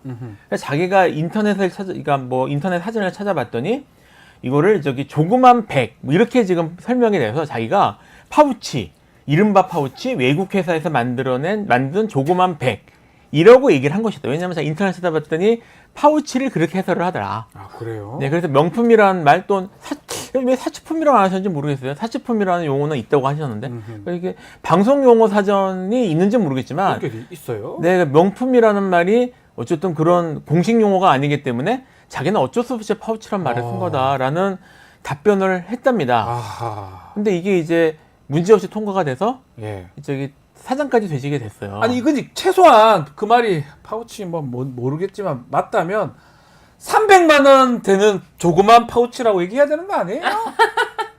정상적인 앵커라면 아니 그런데 이게 다른 이제 MBC 기자 권순표 기자가 그런 말도 안 되는 기준을 갖다 대느냐 그런 기준이 없다라고 하면서 명품 관련해서 취재가 얼마나 많은데 그 말도 안 된다고. 아니 명품이 아니라도 300만 원 물건 받았다 이렇게 표현해야 되는 거 아니에요? 이 명품이라는 용어가 사실 최근에 만들어진 거긴 해요. 이게 네. 그 옛날에 다 기억하죠. 상품 백화점이 네. 한참 잘 나갈 때 이제 럭셔리라는 이제 외국 용어잖아요. 있잖아요. 그거를 이제 그런 식으로 좀 좋게 표현하기 위해서 뭐그 당시에 만들어졌던 말이긴 한다는데 일단 사회적으로 널리 사용되는 말이고 네. 지금 방송에서 명품이란 말을 안 쓰는 게 아니었습니까? 쓰잖아요. 제가 상품 백화점 가봤기 때문에 명품이란 말을 아는 건 아니거든요. 아, 그러니까요. 그리고 그 문제가 하나 있고 이분 말대로라면 생필품, 사치품이라는 표현이 있다고 지금 얘기를 했는데 그러면 사치품이라고 얘기를 최소한. 하죠. 네, 근데 그렇게 이걸 그냥 조그만 파우치라고 조그만 이렇게 얘기를 한 거는 이분이 의도가 있다고 볼 수밖에 아니 없고. 그냥 무섭고 그냥 잘 보이려고 한 거로 저는 그렇게 보이고 결과론적 사장까지 되잖아요. 조그만 파우치 덕분에 아닌가요? 아 맞습니다. 저만 그렇게 보이나요? 아 너무나 지금 이게 사장 돼서 뭐 하는데? 아우, 나는 그것도 이해가 안 되네. 월급 많이 받지 않을까요? 월급 많이 받아서 뭐 합니까? 돈 많이 받으면 좋은 사람들도 좋은가요? 있어요. 심지어 그러니까 대통령이 술친구를 됐겠다라는 거는 역시 이 나라의 주인이 누구다. 네? 또 그런 해석까지 돼요. 그러니까요. 결국은 파우치 얘기 잘하니까 네. 사장 해주네? 사장 되네? 누구 마음에 들어야 되는지. 박민 사장은 뭡니까 저 사람? 예, 알겠습니다. 네. 갑자기 우리 이슈가 지금 해야 되는데 네. 우리 잘 짚어주신 것 같아요. 네, 네. 자, 우리 신유진 변호사님께서 보셨던 네. 뉴스, 이슈 네. 어떤 게 있습니까? 저는 지금 거의 이어서 김건희 여사 이슈를 이제 가져왔는데요. 네. 김건희 여사 역시 우리나라의 넘버원이 아닌가 싶은 생각이 네. 드는데 그 제주 방문할 때 아하. 작년에 제주에서 은갈치 축제가 있는데 맞습니다. 여기를 이제 여사 혼자 방문을 했는데 이때 대통령에게만 적용이 되는 항공기 분리 기준 아하. 이게 적용됐다는 겁니다. 김건희 여사가 네. 대통령이 아닌데도 그러니까요. 네. 이게 대통령 경호처가 대통령이 탄 비행기에 대해서는 항공기 분리 조치라고 해서 다른 항공기들이 우회 조치 되는 거죠. 그래서 그 대통령이 탄 비행기에 대해서만큼은 이제 전혀 뭐 항로가 전혀 지장받지 않게끔 쭉 곧장 갈 수 있게 되는 네. 건데 이게 김건희 여사 단독으로 방문했는데도 이런 특기를 적용받았냐. 아하. 그 전에 KTV에서 국악 네. 공연 황제 관람 그것도 지금 녹취록이 좀 공개가 됐죠. 공개가 됐습니다. 그래서 지금 처음부터 김건희 여사를 위한 이런 공연 황제 관람에 의해서 황제 비행 이런 논란까지 터지는 걸 보면은 아무래도 우리나라의 실세가 누구인가 KBS 앵커까지 이제 사장으로 임명될 수 있는 걸 보면은 실세는 그러니까요. 맞다 하는 생각이 듭니다. 김건희 여사가 참 좋네요. 그러네요. 네. 뭐 하여튼 여기 파우치 좋아요라고 하면서 또 뭐 아니요. 해 먹으려고요? 아니 안 해먹어요. 파우치부터 특혜부터 KTV 공연 네. 관람까지. 자 이런 상황에 김건희 여사 어쩌면 김건희 여사 관련 때문에 대통령하고 한동훈 대표의 면담 네. 있었다고 보는데 결국 세 가지 요구도 했는데 받아들인 건 하나도 없고요. 한동훈 대표는 또 만찬 같은 거 하면서 용산이 지금 말을 각색한다라고 또 비판을 하는 것 같습니다. 네. 자, 한동훈 대표하고 그 대통령하고 용산 면담 결과 이거 어떻게 봐야 됩니까? 사실 저는 이제 처음에 네. 면담 이 형식에 좀 형식에 좀 관심이 있었어요. 네. 그러니까 지금 뭐 문제됐던 뭐 그런 분위기 이런 거 다 전에 면담이 한다고 발표가 됐을 때 어떤 식으로 이루어질까? 이제까지 그 대통령의 그런 국정 운영 스타일, 특히 네. 면담이나 이런 간담회 이런 스타일을 보면 보통 이제 음식을 같이 먹는 분위기였고요. 많은 경우 대통령께서 직접 프라이팬을 들고 네. 뭔가 하시는 모습을 보였거든요. 예, 음식하는 모습이 있었죠. 항상. 네, 그래서 이번 메뉴는 무엇일까? 이분이 뭘 준비할까? 그렇죠. 예, 좀 더 친밀하고 이런 관계일수록 이분이 좀 더 많이 프라이팬을 잡는 모습을 보이셨고요. 그리고 메뉴도 좀 이분이 이제 뭐 예를 들어 김치찌개라든지 예. 달걀말이라든지 이번 트레이드 마크가 있지 않습니까? 그런 것들로 가지 않을까? 네. 그래서 저분이 또 술을 안 드시는데 이걸 어떻게 배려해 줄까에 관심이 있었는데 네. 차담을 한다. 차담을 한다. 차를 마시고 그래서 사실 아시겠지만 이제 그 윤석열 대통령이 차 분위기가 차를 아마 좀 싫어하는 건 모르겠지만 네, 별로 맞아. 안 좋아한다고. 그런 술이나 뭐 먹는 걸 네, 좋아하시잖아요. 그런 걸 좋아하시는 분인데 예. 그리고 시간대나 이런 걸 봐서 저녁을 생각하지 않는 것 같다. 네. 그래서 제가 처음부터 이거는 대통령께서 이걸 진지하거나 아니면 좀 이런 좀 얘기가 어렵겠다는 생각을 했어요. 근데 사실 딱 제가 생각한 건 그대로 간 겁니다. 근데 더 충격적인 게 코카콜라를 거기서 먹는 게 저는 사실은 누구 오면요. 네. 암만 그 코카콜라를 정말 애들 중 코카콜라 좋아하는 사람 있잖아요. 네. 그래도 손님으로 오면 네. 사이다나 콜라나 이런 거 한타 같은 거는 좀 그렇지 않나요? 제가 이해가 안 돼서 말씀대로 코카콜라 먹으러 제로 콜라 좋아하니까 이거를 먹어라 이거는 느낌이 들어가지고 아니 저는 이게 예. 굉장히 사실은 신경을 굉장히 많이 쓴 연출이다라고 생각이 신경을 들어요. 많이 쓴 연출이다. 네, 맞습니다. 시간부터 예. 장소부터 이 정말? 테이블까지 이게 완벽하게 신경을 쓴 건데 네 한동훈 대표는 정말 카메라의 진심인 분 아닙니까? 그렇죠. 카메라 딱 찾아서 카메라 발견하면 이렇게 그 장소가 어디인들 불문하고 카메라를 찾은 다음에 자신의 어떤 그런 행동이 나오거든요. 그런 거 연출 찍힌 행동. 적이 있잖아요. 몇 번. 나오잖아요. 그런데 예, 예. 넥타이도 풀어치고 촥 예, 하면서 있잖아요. 카메라 의식하는 그 평소의 한동훈에 대한 맞춤형 서비스였다. 네. 정말 그렇지. 너가 또 여기 온다는 게 괜히 온다는 게 아니지. 너랑 나랑 할 말도 없는데 사진 한 장 찍으러 오는 네. 거 다 안다 내가. 사진 한 장 찍으러. 그러니까 특별히 또 원탁까지 준비해달라고 하는 거예요. 한동훈 대표가. 네. 한동훈 대표 측에서. 그러니까 그렇지. 내가 그럴 줄 알았다 하면서 너에게 맞춤형이다라고 해서 네. 콜라에 말씀드린 대로 콜라를 만약에 내준다 그러면 대통령실이잖아요. 우리나라 최고의 어떤 네. 지위에 있는 그렇다면은 정말 뭐 예를 들면은 먹든 안 먹든 그렇게 레몬이라도 한 조각 꽂는 정도? 아니 저 다과라면 한과도 나오고 네, 제가 네, 저라면 네. 거기다가 이제 차도 이제 따뜻한 그렇죠. 걸로 좀 춥잖아요. 네. 전날 비 오고 그랬던 것 같은데 아니 콜라를 먹이는 게 어디 있습니까? 그 그건 짠 콜라도 거다. 그렇죠. 건가요? 모든 게 짠 거다. 이거 콜라 세팅부터 이 다과의 종류까지 전부 다 세팅이 된 거여서 이 콜라도 그냥 내면 너무 멋이 없으니까 네. 좀 뭔가를 이렇게 할까라고 안 돼 하지 마. 그리고 저 분위기 보시죠. 저게 어디 대통령실 아무리 별관이라고 하더라도 저 정도는 거의 60년대 영화 세트장 같은 느낌이에요.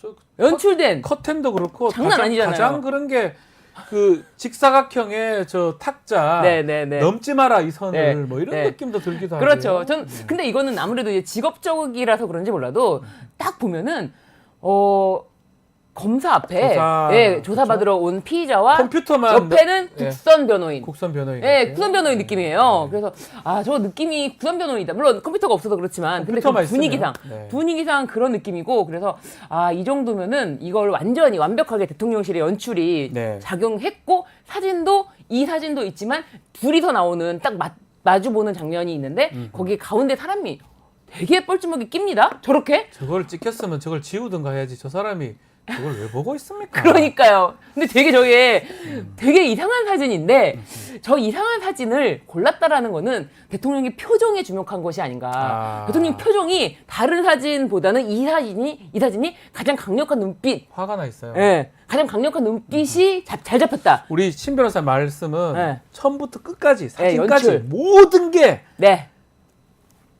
연출이었다. 그러니까 지금 사실 제가 아까 말씀드렸던 것처럼 이제 여기에 어떤 말이 오갔냐 지금 여기 이제 초점이 맞춰져 있는데 제가 처음에 말씀드렸던 것처럼 대통령께서 이렇게 이런 형태의 그 면담 장소를 만들고 세팅한 것부터가 지금 사실은 자기 의사를 보인 것 같다는 생각이 들고요.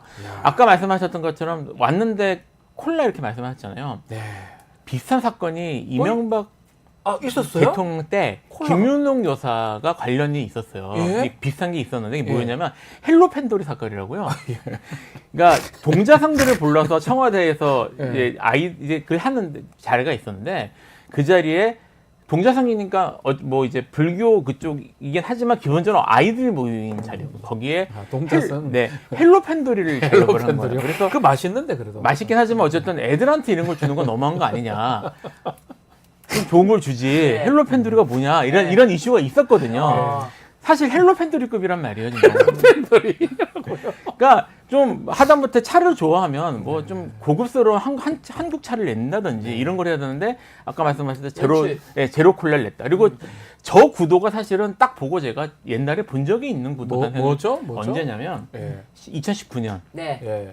그 우리나라하고 이제 일본하고 그 반도체 분쟁이 있었습니다. 아시겠지만 네.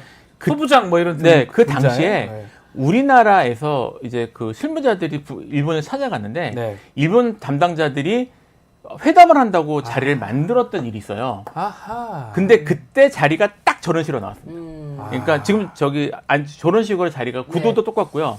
그리고 여기 옆에다가 종이 하나 A3 정도에 여기서 뭐 회담 이렇게 적어놓고 혹시 우리 네, 제작진 네, 그 찾아줄 수가 있으면 좋을 것 같긴 제가- 한데. 기억이 좀 납니다. 네. 예, 그래서 네. 보면 사진 구도까지 똑같아요. 저는 네. 전 비슷하다 생각해요. 예, 그 즉 직사각형 기억이 납니다. 테이블이었어요. 네, 여기 네. 제가 지금 그 기사 제목을 불러드릴게요. 일본 내달 한 백색 국가 제외 시행 방침, 네. 정부 대응 수위 고민이라는 기사가 있거든요. 그 저기 헤럴드 경제 지금 펴놨는데 네. 거기에 지금 그 전면에 나옵니다. 와. 그러니까 그게 거의 구도나 분위기가 이런 것도 똑같아요, 사실은. 뭔가 이거는 그래서 의도된 것이다 다. 예, 그래서 이 사실은 거기다가 지금 이 사진도 그렇고 아까 네. 그 사진도 그렇고 대통령 공식 사진이거든요. 그걸 냈어 일부러. 예, 그러니까 만약에 좋은 분위기에서 이렇게 된 거를 하고 싶었으면 네. 지금 이런 분위기가 아니라 화기애애하고 이렇게 웃고 있는 그런 예, 모습. 모습이죠. 그러니까 지금 그 애초에 대통령실은 이 이벤트를 지금 그런 식으로 만들어서 외부에 보여줄. 그렇죠. 그래서 네. 대통령실이 한동훈 대표보다 확실히 우위에 있고 그렇죠. 네. 이 주도권은 우리한테 있다는 걸 보기 위한 이미지 연출의 목적이 있었던 게 봐야 아닌가 된다. 생각이 든다. 그 전에도 우리가 기억이 나지만 뭔가 24분 동안 외교 무슨 전화가 왔다고 그래서 한동훈 대표를 세워둡니다. 네. 그 직후에는 어떤 게 있었냐 하면 또 어떤 게 있었냐 하면 추경호 원내대표가 밥 먹으러 가버렸어요. 네. 그러니까 이 한동훈 대표 입장에서는 정말 모욕감이나 모멸감이 들었을 왜냐면 이 본 모습도 본 모습이지만 직전도 그렇고 직후도 그렇고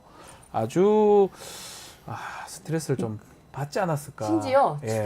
추경호 원내대표는 다른 의원들과 식사를 마친 후 네. 그 시간이 식사를 마친 마친 후 후였는데 갔다는 거죠. 연락이 와서 네. 바로 들어갔다는 거예요. 네. 그 정도로 다급하게 불렀다. 네. 자, 그래서 이제 지금 그 이후에 한동훈 대표는 친한계들 모아가지고 또 식사도 하고 거기서 자리에서는 또 추경호 원내대표를 막 성토를 했다고 하거든요. 친한계 그 의원들이. 글쎄요. 한동훈 대표하고 추경호 원내대표가 두 사람이 이렇게 갈등, 더 이상 갈 수 없는 관계 되는 거. 어쩌면 당대표랑 원내대표는 투탑이에요, 당에. 이 모습도 좀 어색하긴 해요. 이거 예, 매우 어색합니다. 네. 근데 이게 사실은 이것도 결국은 추경호 대표, 추경호 원내대표에 대한 저기 원내대표가 일종의 허수아비처럼 세워진 셈이에요. 이게 무슨 말이냐면 결국은 이건 전부 대통령실과의 갈등인 그렇게 보는 게 셈이고요. 맞겠죠. 이게 아까 제가 먹는 얘기 했지 않습니까? 식사 얘기. 네. 추경호 대표와 그쪽 친윤 쪽 그 사람들하고는 저녁을 먹었어요. 저녁을 먹으러 갔어요. 그러니까 지금 제가 말했던 것처럼 제가 약간 좀 약간 우스꽝한 코믹스럽게 얘기는 하긴 했지만 사실은 대통령에게 있어서 같이 밥을 먹는다는 게 어떤 의미인지는 여당 의원들이 제일 잘 알 겁니다. 그렇죠. 계속 그런 식으로 정치를 해왔고 그런 식의 정치가 이상은 잠깐만요. 아니에요. 네. 이게 그거예요. 네네. 이게 지금 저 보이죠? 창고 같은 데서. 창고 같은 네. 데서 뒤에 저 의자 쌓아놓은 네. 거 봐요. 음. 의자 쌓아놓고 창고 같은 데서 이때 우리 반도체 소부장 관련해서 네. 우리가 항해하러 가니까 일본 사람들이 와가지고 우리를 푸대접할 때 딱 저 모습입니다. 구도도 사각형. 똑같아요, 사실. 구도도 똑같아요. 네.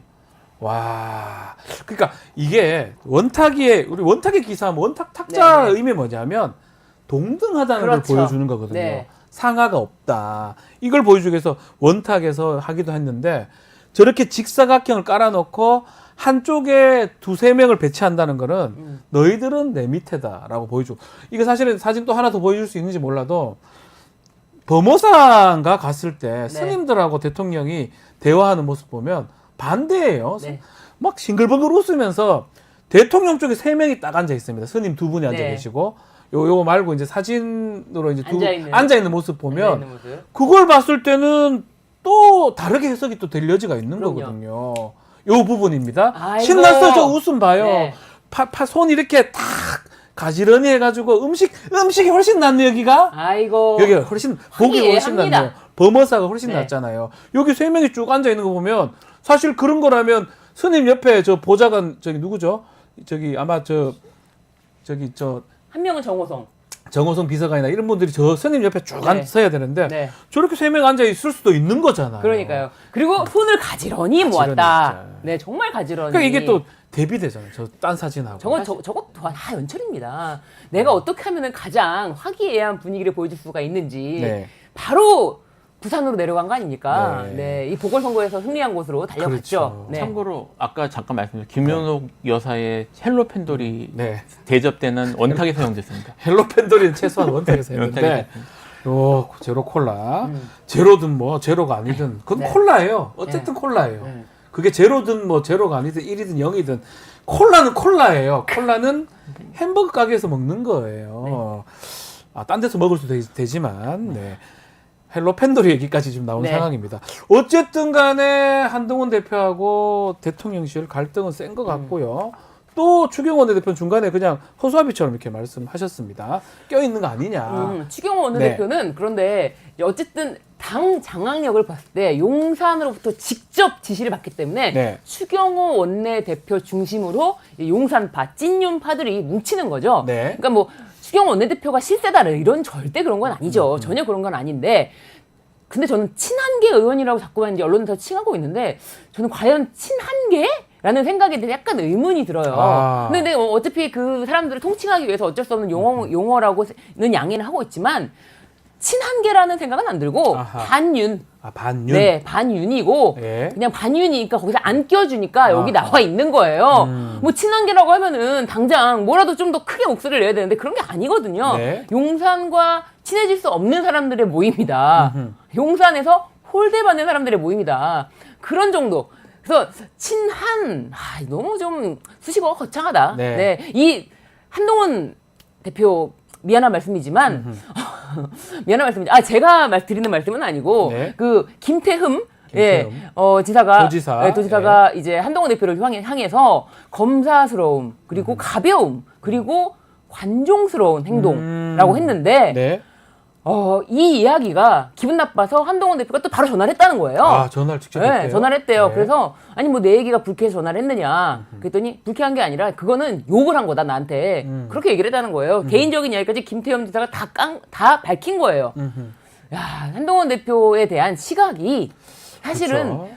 다 알만한 사람은 다 알고 있어요. 심지어 이제 어제 국민의힘 당사 앞에서는 이제 국민의힘 지지자들이 맞아요. 한동훈 대표 비판하는. 물러나라라고 이제 피켓 시위를 했는데 그 피켓 중에는 뭐 사진이 아직 뭐 언론에 잡힌 건 없는 것 같은데 네. 피켓 중에는 이건 좀 피켓에 있는 걸 제가 말씀드리는 거예요. 네. 피켓 중에는 어떤 분이 들고 계셨는데 한동훈 대표의 외모 중에 이제 상체 부분에 무엇을 착용했다. 이제 그런 용어까지 써가면서 땡땡땡 당대표 한동훈 네. 이렇게 표현을 하는데 다 안다는 거예요. 전 국민이 안다. 되게 강렬하게 지금 한동훈 대표도 네. 비판을 받고 있고 당 내에서도 그런 거 있는 것 같은데 이제 이 갈등의 중심은 사실은 뭐니 김건희 여사 같아요. 그렇죠.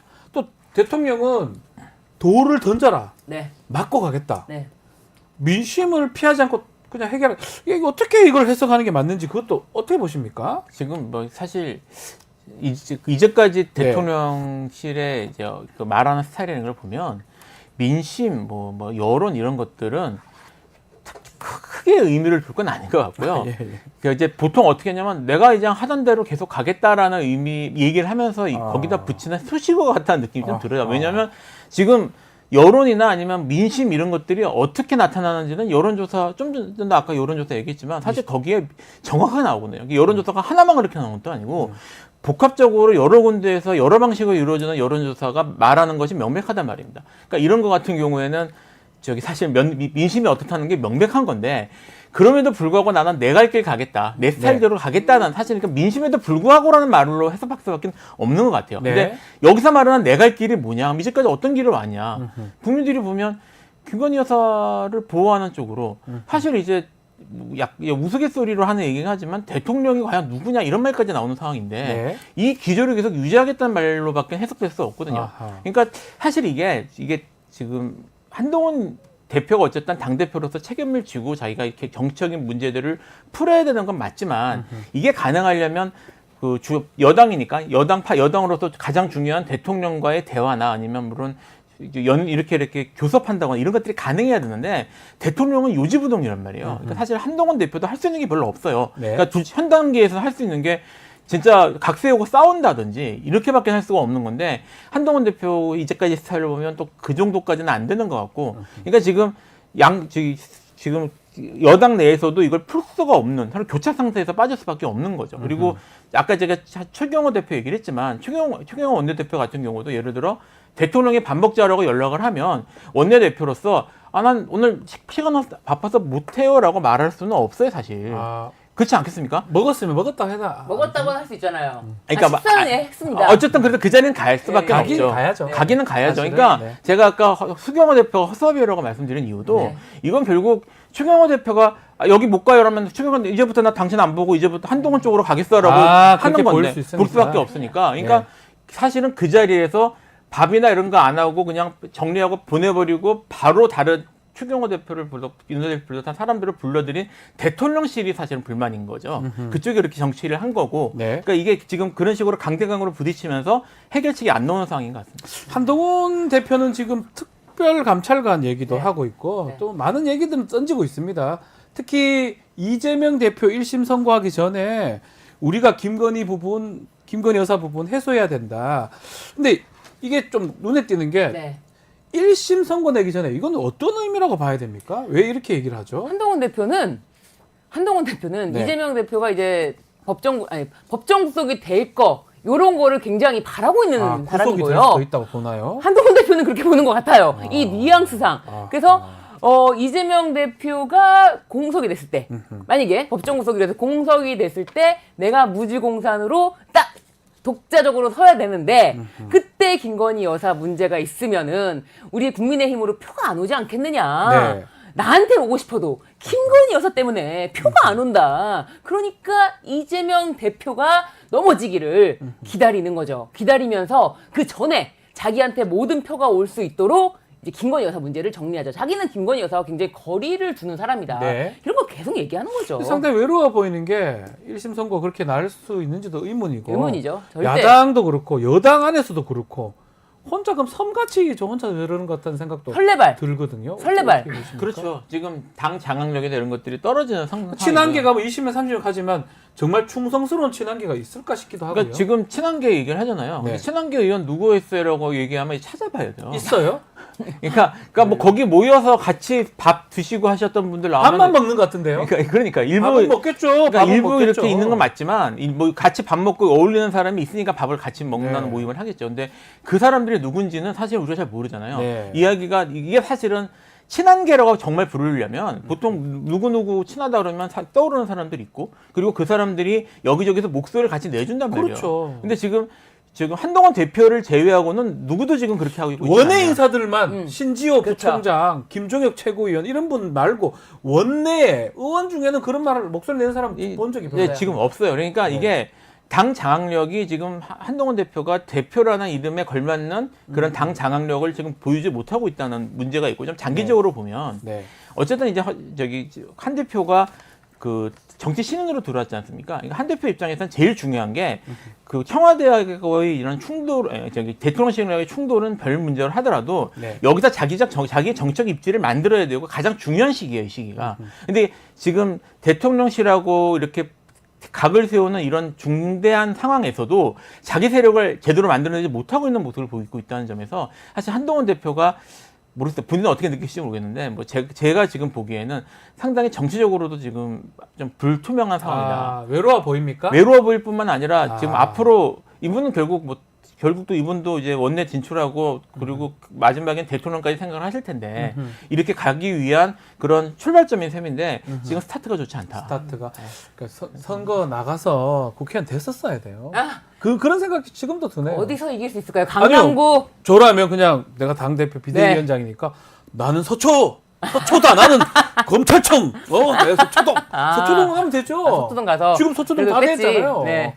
그 자리 당 대표가 가면 뭐 어떻게 막을 건데요? 그리고 당대표가 거기 간다는 게 굉장히 모양새가 너무 안 나는데요. 그렇지만 결과론적으로는 욕은 한 이틀 3일 얻어먹지만 당 대표가 잡으면, 국회의원이었으면 의원직 잡으면 이 정도로 된다? 망신을 당하거나 모멸감을 받겠습니까? 근데, 개인적 생각입니다. 근데 저는 정말로 아까 이제 잠깐 말씀드렸지만 그 김태흠 지사의 말을 네. 길어서 말씀을 드렸지만 이게 가까이서 보는 사람들은 그게 안 보이겠습니까?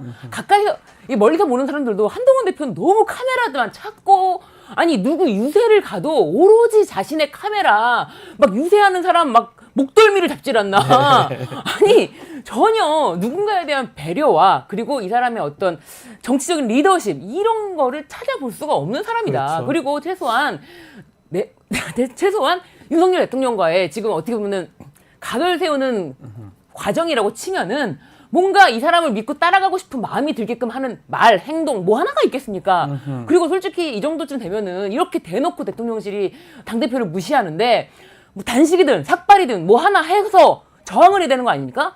근데 둘 다 못한다는 거예요. 이거는 댓글에서 어디까지나 아이고. 뭔 소리 하십니까? 알겠습니다. 예. 삭발을 삭발도 갑자기 어렵지만, 말씀하시고. 네네네. 예. 예, 단식도 사이즈가 다 달라지기 때문에 어렵지 않겠냐. 네. 네네. 알겠습니다. 자, 네. 오늘 23합은 여기서 말실수를 제가 마무리하겠습니다. 했네요. 네네. 김필성, 신유진 변호사와 함께했습니다. 감사합니다. 감사합니다. 자, 내일 방송도 소개해드리겠습니다. 김용남 전 의원 또 박형강 기자 나옵니다. 대담 준비되어 있고요. 배프의 촉도 준비되어 있습니다. 또 김종대 전 의원의 최강 디펜스 코너 방송이 되니까요. 처음부터 끝까지 채널 고정 부탁드리겠습니다. 2부 뉴스 인사 프라임입니다. 조금만 기다리십시오.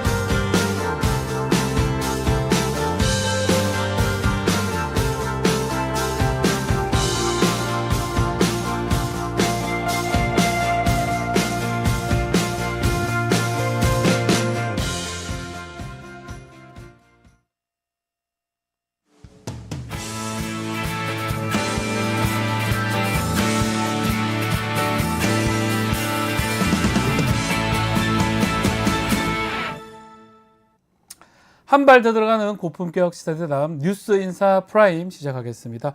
매주 목요일 코너 해문 양희삼의 종횡무진입니다. 두 분 나오셨습니다. 양희삼 목사님, 해문 스님. 안녕하십니까? 안녕하십니까? 네. 자, 스님 나오셨으니까 범어사 이야기 좀 해보겠습니다.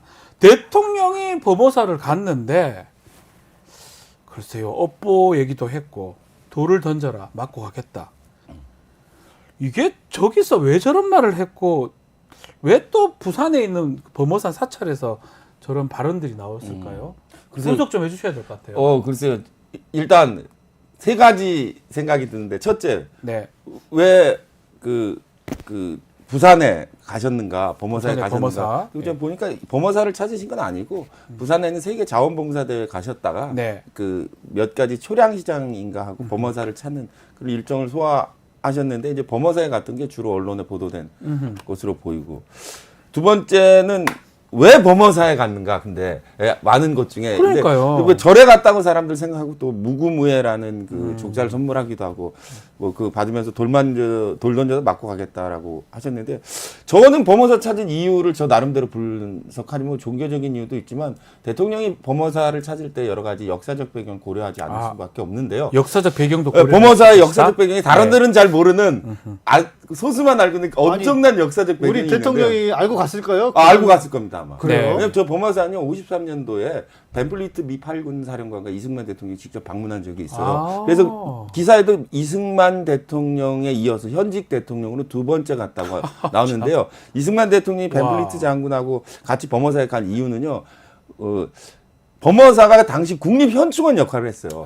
6.25 대 때 유엔군 전몰자 위령제도 지내고 유해를 보관하기도 하고 또 벤플리트 장군의 아들이 그 6.25 전쟁 당시에 사망했는데요. 벤플리트 장군의 그 위령제, 소위 천도제 범어사에 지내고 벤플리트 장군도 그때 참석했기 때문에 그런 한미 동맹, 한미 군사 동맹에 있어서 또 6.25 당시에 호국, 국립현충원의 역할을 범어사 했기 때문에 저곳에 가셔서 윤석열 대통령이 아주 강경한 발언을 하셨는데 저 의미가 돌 던져도 맞고 가겠다.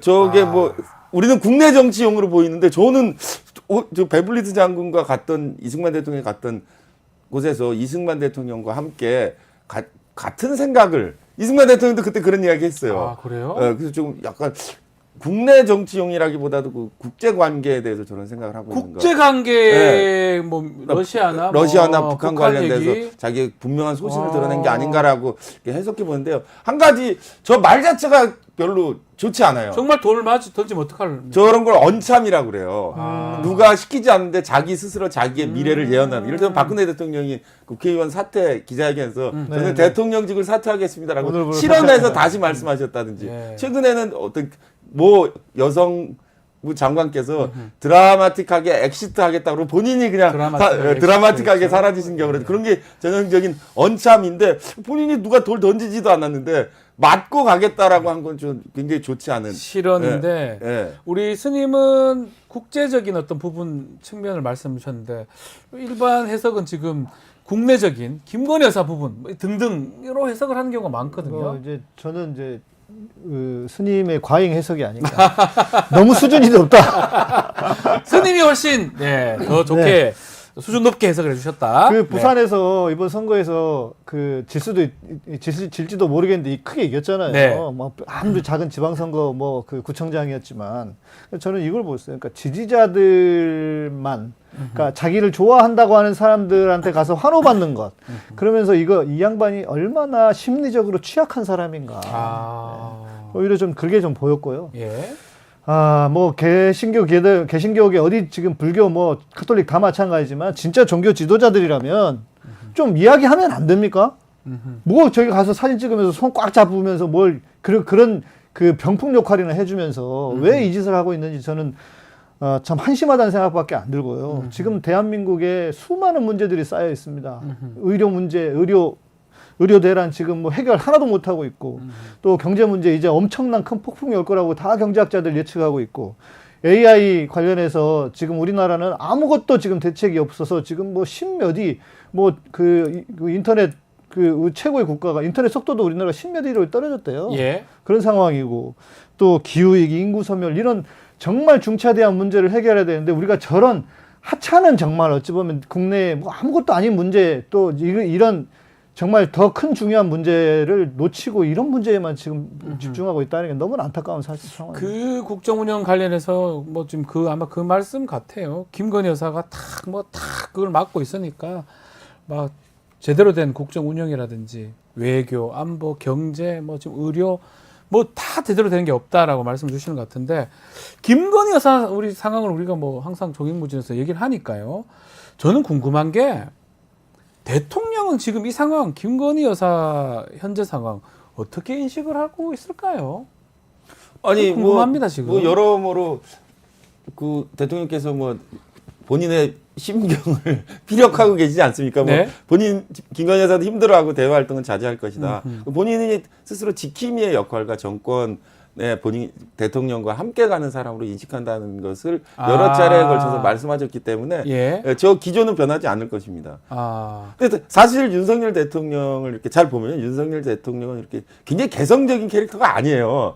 주위에서 혼자 이렇게 튀는 스타일도 아니시고 네. 많이 만날 수 있는 캐릭터인데 그 김건희 여사를 만나서 김건희 여사가 불러일으키는 여러 가지 야망이라든지 대망을 끄셔가지고 김건희 여사와 함께 본인이 집권했다고 생각하시는 것 같아요. 진짜로 공동적으로. 예. 아니 문제는 그 김종인 위원장이 비슷한 얘기를 하긴 했거든요. 네. 인터뷰에서 김건희 여사가 그러니까 윤석열 대통령이 아니고 김건희 여사가 윤석열 대통령하고 공동으로 집권한 걸로 생각하는 거 아니냐라는 얘기를 김종인 위원장이 한 적이 있는데 우리 스님 말씀은 대통령이 그렇게 인식할 것이다. 그럼요. 아. 네. 그러니까 지금 이 메시지도 보면은 전 이렇게 보여요. 주인님을 거스를 수는 없습니다. 왜냐? 우리가 다 지금 드러나고 있고 또 뭐 명태균 혹은 뭐 김대남 관련해서도 다 드러나고 있잖아요. 네. 가스라이팅된 인물이다라고 하는 것을 다 우리가 드러나고 있는 상황이고 저는 이렇게 보여요. 돌을 맞겠다라고 하는 말을 했다고 하는 것은 본인이 비난을 받고 있다는 것을 알고는 있습니다. 아, 알고는 있다. 그렇죠. 반증이잖아요. 예. 그런데 문제는 뭐냐면 어떤 사람은 소위 말하는 메타인지가 되고 또 자기를 돌아볼 줄 아는 사람들은 자기의 잘못을 내가 뭘 잘못하고 있는가를 생각하겠지만 평생 이렇게 살지 않은 캐릭터이기 때문에 네. 뭐가 문제야? 뭐 이게 뭐라고? 내가 뭘 잘못했다고 이렇게 가는 그런 상황이기 때문에 네. 더 점입가경으로 갈 것이다. 자, 이게 사실 좀 충격적인데 그 뭐 공동이든 뭐 어쨌든 간에 한동훈 대표하고 좀 면담을 아니면 독대 이걸 통해서 좀 해결될 좀 여지도 뭐 있지 않을까. 아마 여권의 지지자라든지 많은 국민들이 그 측면을 좀 바라봤던 것 같은데 뭐 이번 주 내도록 그 얘기를 하고 있습니다. 콜라 네. 그리고 네모난 탁자에서 조사받듯 한 모습. 그러니까 그 만찬을 처음부터 끝까지 보면 한동훈 대표에 대한 배려심은 전혀 없어 보이고 뭔가 이거는 김건희 여사 특검법 하지 마라 그런 얘기 할 바에는 이런 거 보여준다라는 것처럼 해석이 되거든요. 글쎄 뭐 그 결과론적으로는 이제 그럴 것 같은데 네. 제가 바라보고 있는 윤석열 대통령은 의전에 매우 어두우신 분이에요. 아니 그게 본인이 어둡다 하더라도 밑에 참모 의전 비서관도 있고 많잖아요. 저러고 저렇게 가는 걸 정상적으로 콜라를 제가 저희 솔직히 우리 스님 우리 방문한 적 있잖아요. 네네네. 아주 극진한 대접을 해주시고 차 같은 거 아주 극진하게 주셨던 기억이 나거든요.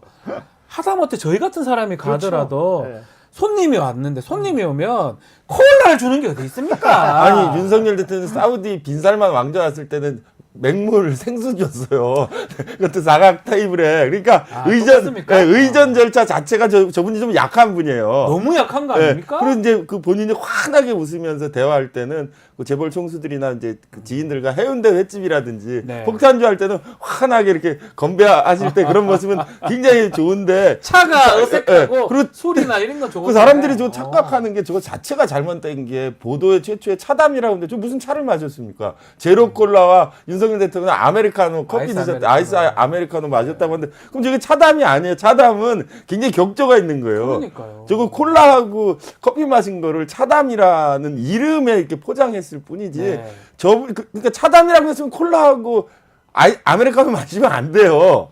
예. 따뜻한 거를 이렇게 대접해야지. 다과도 있고 그 차 짠 같은 것도 사실 그 다 있을 거 아니에요. 그리고 이게 다 메시지가 아닙니까? 제가 잘 몰라서 그럽니까? 아니 그리고 한 가지 더 하면 저 콜라하고 아메리카노 다 미국인데 왜 대통령실에서 저 미국 그거 합니까? 또 제가 하나 진짜 열받은 건 이 사람들이 네. 저 잔디밭에서 걷고 차 마신 맞아요. 장소 이름이 대통령실 파인 글라스라는 거예요. 그 파인 파인. 글라스가 뭡니까 도대체? 파인이 영어 아닙니까? 그 파인이 둘 다 영어죠. 둘 다 이거 글라스는 아마 뭐 무슨 그 건배할 때 맥주 폭탄주 할 그 글라스입니까? 잔디 글라스입니까? 여기 아니 파인 대통령실이라는 그 대한민국 권부의 중심인데 저기에 파인 글라스가 뭡니까? 청와대는 하다못해 상춘제라든지 네, 이름. 여기 뭐 이렇게 이름이 있어도 무슨 뜻인지 아는데 파인그라스가 도대체 무슨 뜻입니까? 아니 얼마 전에 한글날인데 대한민국 권력의 상징인 대통령이 파인글라스에서 제로콜라와 아메리카노를 마시면 거기에 도대체 우리말은 어디 그러니까 있습니까? 어디 나라는 저기서 다르니까. 무슨 이야기를 합니까? 제가 무슨 일이 있어요? 저 파인글라스 저 대통령실 저 이름 저 행정소송에서 바꿔야겠다는 제 중대한 결심을 제가 내릴 정도로 저거 정신머리가 썩은 거예요. 저기서 무슨 이야기 좋은 얘기 결론이 나올 만무한 그런 장소라고 생각합니다. 저거 바꿔야 됩니다. 장소, 이름, 콜라, 아메리카노 모든 게 문제라고 지금. 그러니까 저분이 원래 의전이 약해요. 네. 한마디 더 있는 건 도대체 어떤 놈이 저 이름을 졌냐 이거예요. 놈이라니요. 예. 어떤 사람이. 파인그라스가 뭐예요? 대통령실에 불경하게. 아니 우리 스님은 그렇게 하셔도 돼. 왜냐하면 하시는 일을 하셔도 됩니다. 생각하면 원래 그 일도 하시죠. 그럼요. 근데 한 가지 걱정은 저거 누가 졌는지 저거를 조사하면 엉뚱한 좀 예상된 사람이 나올까봐 걱정되긴 한데 혹시나. 예. 자, 지금 아니 저는 저 사진 보자마자 그러니까 뭐랄까 윤석열의 캐릭터를 정확하게 보여주는 거라고 생각해요. 그 이제 한동훈하고 이렇게 딱 폼 잡고 있지 않습니까? 네. 그러니까 늘 말씀드리지만 그 윤석열은 힘을 과신하는 힘이 전부라고 생각하는 사람이기 때문에 저 탁자도 그렇고요. 저 탁자 저게 뭡니까 저게? 저거 일반 카페 같은데 그냥 카페에도 요즘 저런 탁자 잘 안 쓰거든요. 그렇죠. 그리고 또 그 태도며 의도적으로 저는 저런 사진을 내보냈다고 생각해요. 그 네. 뭐냐면 야 너는 이거밖에 안 되는 인간이야. 너는 내 밑에 있는 저 포즈는 이게 지금 완전 취조 늘 다 얘기하시던 취조하는 사진처럼 보이고 네. 너는 이거밖에 안 되는 인간인데 어디 와서 지금 또이 수구려 꿇어 이런 어떤 메시지를 보여주고 싶어 하는데 그러나 저게 과연 득이 될까 본인에게. 그러니까 이 전도 그렇고 이후도 문제예요. 전에는 무슨 외교 그거 있다고 해가지고 한동훈 대표를 24분간 세워두기도 했었고요. 직후에는 콜라를 먹여서 보낸 다음에 추경호 원내대표가 밥은 또 만찬은 또 그 추경호 다 원내대표가 메시지잖아요. 이런 게 다 메시지. 네. 특히 언론 보도는 이제 헤어질 결심한 거 아니냐 두 사람 이런 네. 얘기까지 하거든요. 어떻게 보십니까?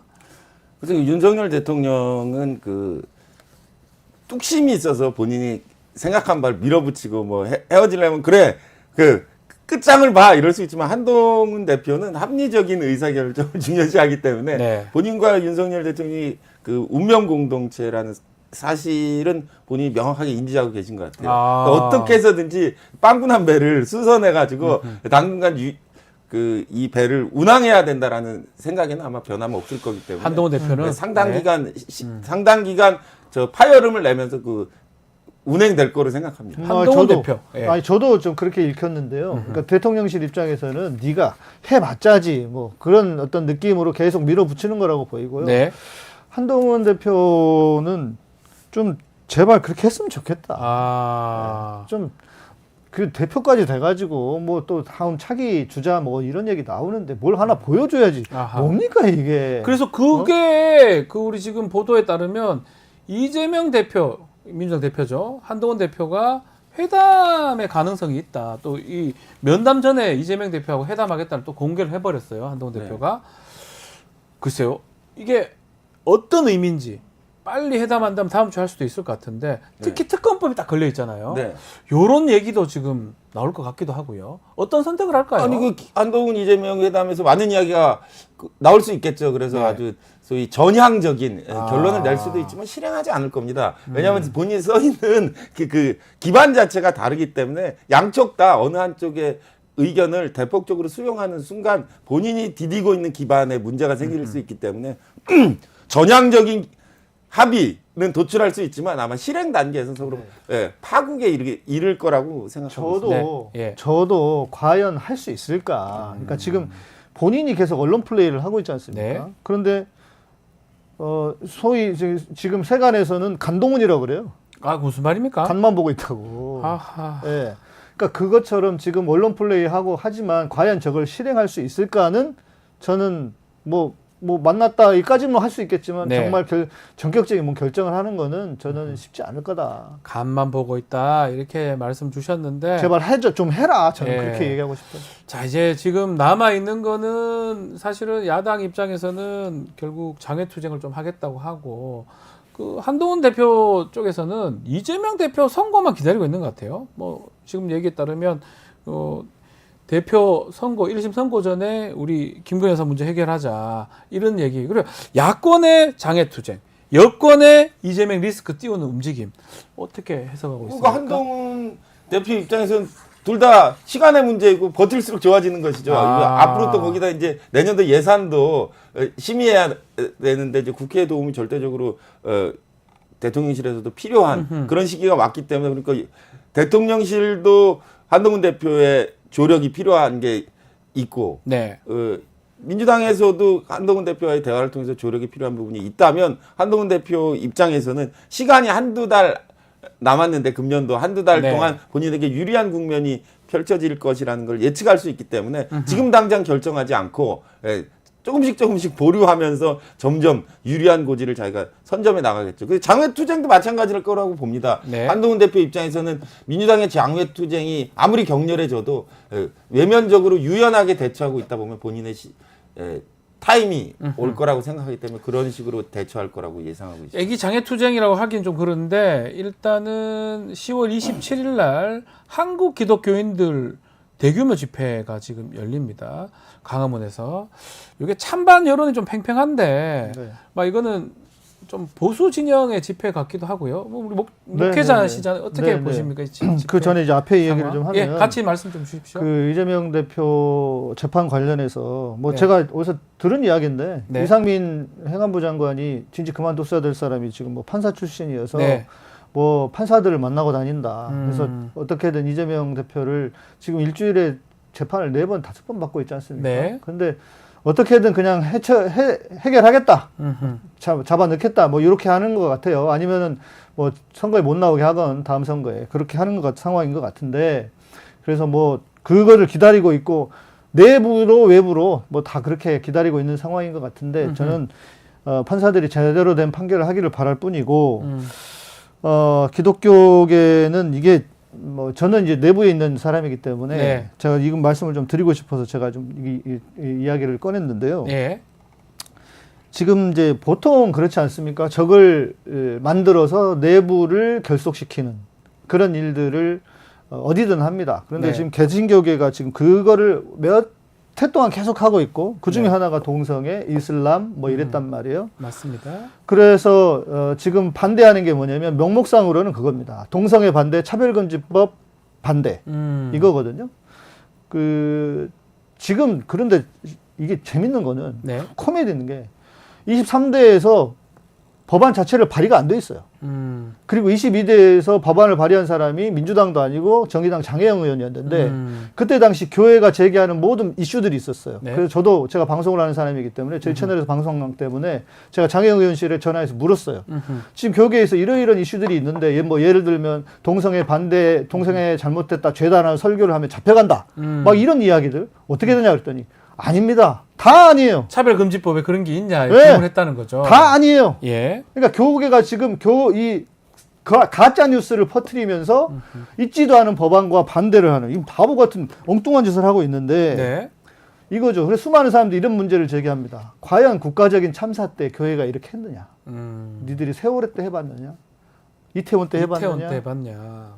국가가 비극적인 일이 일어났을 때 이런 거 했느냐 도대체? 이런 차원에서 저는 교계가 지금 뭐 저희 내부에서 저를 비롯한 개혁적인 목사들은 이제 한국 교회는 끝났다. 그 정도로요? 관짝에다 지금 못 박았다. 이미 전부터 그랬는데 이직까지 하고 있으면 아하. 밖에서 뭐라고 하겠습니까? 신앙이 없는 사람들이. 예. 근데 이게 이 일의 이 시작이 어떻게 되는 거냐면 실은 어떤 대형교회 한 목사에게서부터 시작이 된 거예요.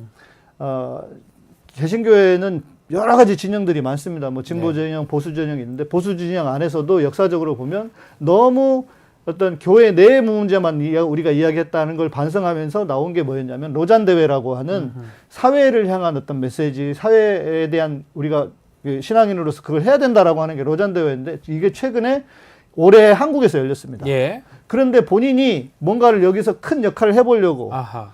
강남의 대형교회 서초동에 있는 대형교회 목사가 해보려고 했는데 이 양반이 문제가 많은 사람이야. 학위 문제 우리 김건희 씨하고 비슷해. 학위 문제 뭐 어딘지 이런 알 문제 것 같아요. 있어가지고. 지금 말씀 네. 들어보면. 네. 그래가지고 네. 그 로잔 대회에서 안 된다 했어요. 우리가 그 조건이 뭐였냐면 우리가 돈도 되고 장소도 우리가 다 대주겠다 했는데 그게 밀려나니까 이제 자기가 뭔가 세를 과시해 보이고 싶어가지고 만든 게 이거예요. 이거다. 그러니까 한 목사에 의해서 그거로 이게 지금 연합 예배 이렇게 한다는 게 또 네. 보수 어떤 진영의 또 그 모습으로 보일 수도 있으니까 그게 그러면서 목사님 이게 모습 과연 잘못됐다. 이거죠. 그러면 그들이 바라는 그 보여주는 목적은 뭐겠느냐?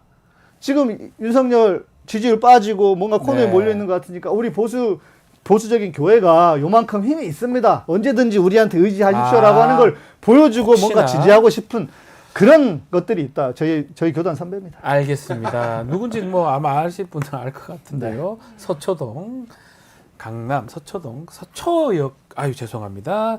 자 화제를 좀 돌려보겠습니다. 북한군 파병설 지금 계속 확산되고 있는데 선생님한테 한번 여쭙고 싶어요. 미국, 러시아도 입장이 정확하지 않고 우크라이나는 맞다고 하는 것 같고 우리 국정원도 좀 맞다는 것 같은데 어떻게 보십니까? 근데 파병이 조사권이- 가능해요? 저 사건 여다? 이상해요. 예? 저 사건이 이상한 게 이상하죠. 저도 예. 군에 있는 상황에서 아니 제가 알고 있는 상태 북한이 6천 명씩 2개 여단을 우크라이나까지 보내려면 그 교통수단이 그 결의가 엄청난데 저게 미국과 지금 모르게. 예. 갈 수가 미국 있나요? 모르게 6천 명이 못 타고 갑니까? 잠수함요. 예. 농담이에요. 아니 그 이해가 안 가요. 그리고 농담이에요. 저게 만약에 사실이라면 국정원이 할 일이 아니에요. 저거 국방부가 해야지. 지금 뭐 이 모습 공개가 됐는데 6천 명이 이렇게 이동하고 근데 저거 특수부대가 1만여 명이 그러니까 파병된다. 저게 말이에요. 예? 국정원이 파악하고 있는 걸 국방부가 파악하지 못하고 있다는 거. 국방부 지금 뭐 대한민국 국민의 안전을 최악입니다. 그러면 책임지고 최악입니다. 있는 부서인데 어떻게 예. 국정원보다 파악력이 떨어진다. 저거 그러니까 제가 볼 때 저거 말이 안 돼. 네. 국정원 말을 믿을 수 없어요. 아하. 예. 그러면 아닐 수도 있다 이렇게 보시는 거군요. 아니죠. 6천 아니다. 아예 아니다. 아니 6천 명을 지금 2개 보냈으면 좀 못 타고 12,000명. 갑니까? 12,000명이 도대체 못 타고 갑니까? 그게 미국이 만약에 12,000명 북한군 병력이 이동했다면 그 난리가 났죠. 12,000명이 이동하는데 그걸 못 볼 수가 있나요? 그러니까 12,000명을 그러니까 절대 아니고 3,000명도 아니고 일부 이를테면은 뭐 후방 지원이나 뭐 이런 건 약간 가능할 군사 것 같은. 고문단이나 군수 관련된 그런 사람들이 갔을 가능성은 배제할 수 그거는 없지만 뭐 그 전에도 이미 갔었을 거라고 생각하는데. 특수부대, 전투부대 2개 여단이 가는 거. 제가 뭐. 군에 작전 관련된 제가 일을 한 보면 미군이 위성하고 다 알고 있는데, 알아요. 예. 120명도 가기가 어려워요. 근데 12,000명이 근데 뭐 미국이 지금 자기들 코가 석자니까 지금 그쵸? 선거 때문에 뭐 아. 그래서 그러는 건지. 예. 근데 만약에 저게 사실이라면 네. 북한으로서는 여러 가지의 어떤 이득이 있는 것 같아요. 음. 일단은 보니까 그 저기서 이제 그냥 가는 게 아니지 않습니까? 월급 받고 네. 그렇게 가는데 엄청난 외화벌이를 하더라고요. 기존에 하고 있는 외화벌이보다 훨씬 그걸 능가해요. 그러니까 그 달러를 벌 수 있다는 거. 그리고 러시아와의 어떤 깊은 연대. 그래서 뭐 만일 진짜 한반도에 무슨 비상 상황이 생기면 이제 자동으로 북한과 러시아는 하나가 되는 거고. 네.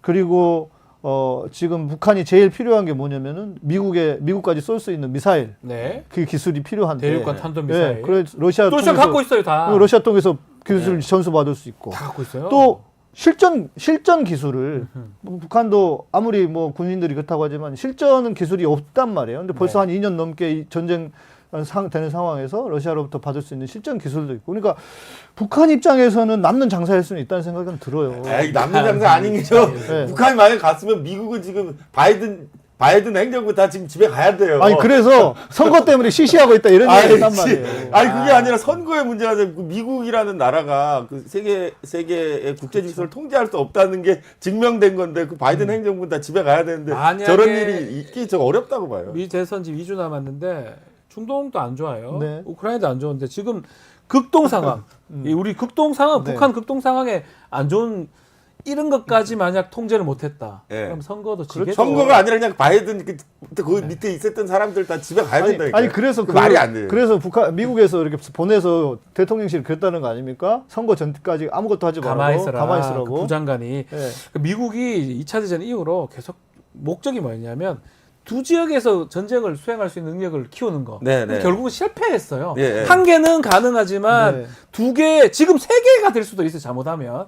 뭐 그런 거기 때문에 미국이 지금 사실은 특히 민주당 지금 바이든 정부 입장에서는 이게 움직였다는 거를 만약 움직였다면 저 큰일 날 일이. 큰일 날 일이죠.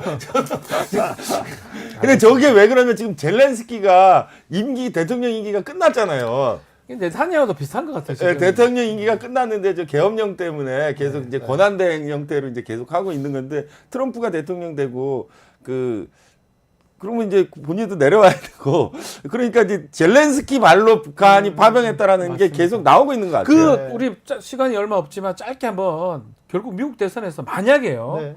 스님은 계속 그 얘기 좀 하셨는데 트럼프가 된다고 가정하면 이 전 세계 국면이 다 바뀝니다. 네. 우크라이나 전쟁 더 안 될 가능성이 그렇죠. 높고요. 네. 중동에도 마찬가지거든요. 네.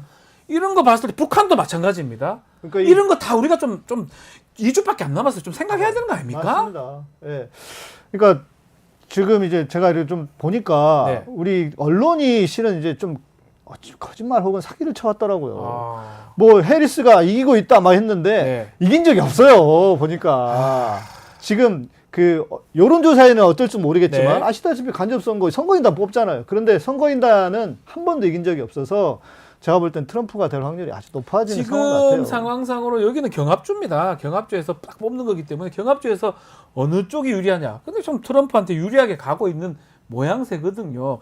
그리고 여론조사에서 해리스가 많이 격차를 벌렸다고 하는데 지금은 좁혔다라는 어떤 보도도 많고요.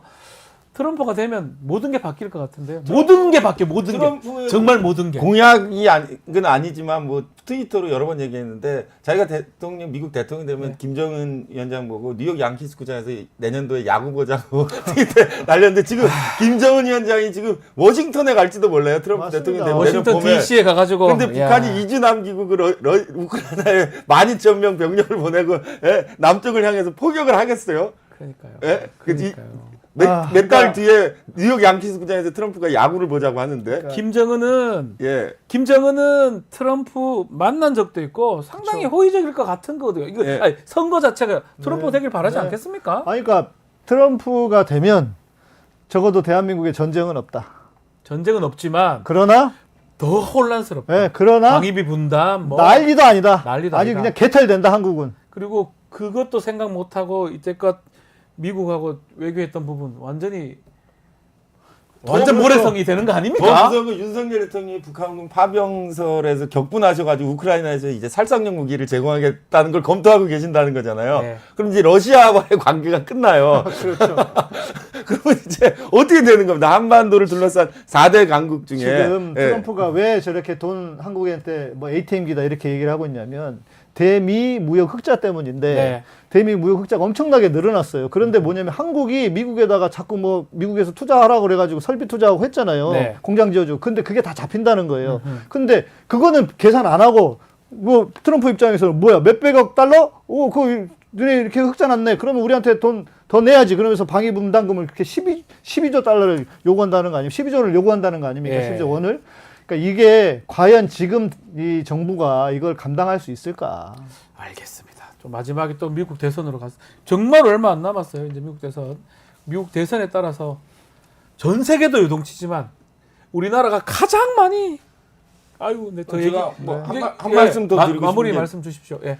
그 한반도를 둘러싼 4대 강국이 있습니다. 미중 러 일이라는 네. 4대 강국인데 윤석열 대통령이 만약에 우크라이나 사건에 지원의 범주를 늘리게 되면은 트럼프 대통령이 왜 미중 러가 대한민국과 사이가 안 좋아지게 되고 일본만 남게 됩니다. 그러면은 1907년 러인 전쟁 이후에 일본과 조선이 서로 붙어버리고 나머지 국제관계 질서가 해체되어 버린 상황으로 가기 때문에 거의 한반도는 일본 중심으로 갈 수밖에 없는 그건 더 위험한 것이기 때문에 뭐 알아서 하시겠지만 좀 우려의 말씀 알아서 좀 하실까요? 알아서 네. 못할 것 같아요. 좀 전하고 알겠습니다. 싶습니다. 자, 오늘 종횡무진 여기서 마무리하겠습니다. 양희삼 목사님, 해문스님 두 분 감사합니다. 자, 고품격사대담 뉴스인사 프라임 오늘 준비한 내용 여기까지고요. 저는 내일 아침 다시 찾아오겠습니다. 시청해주신 여러분 고맙습니다.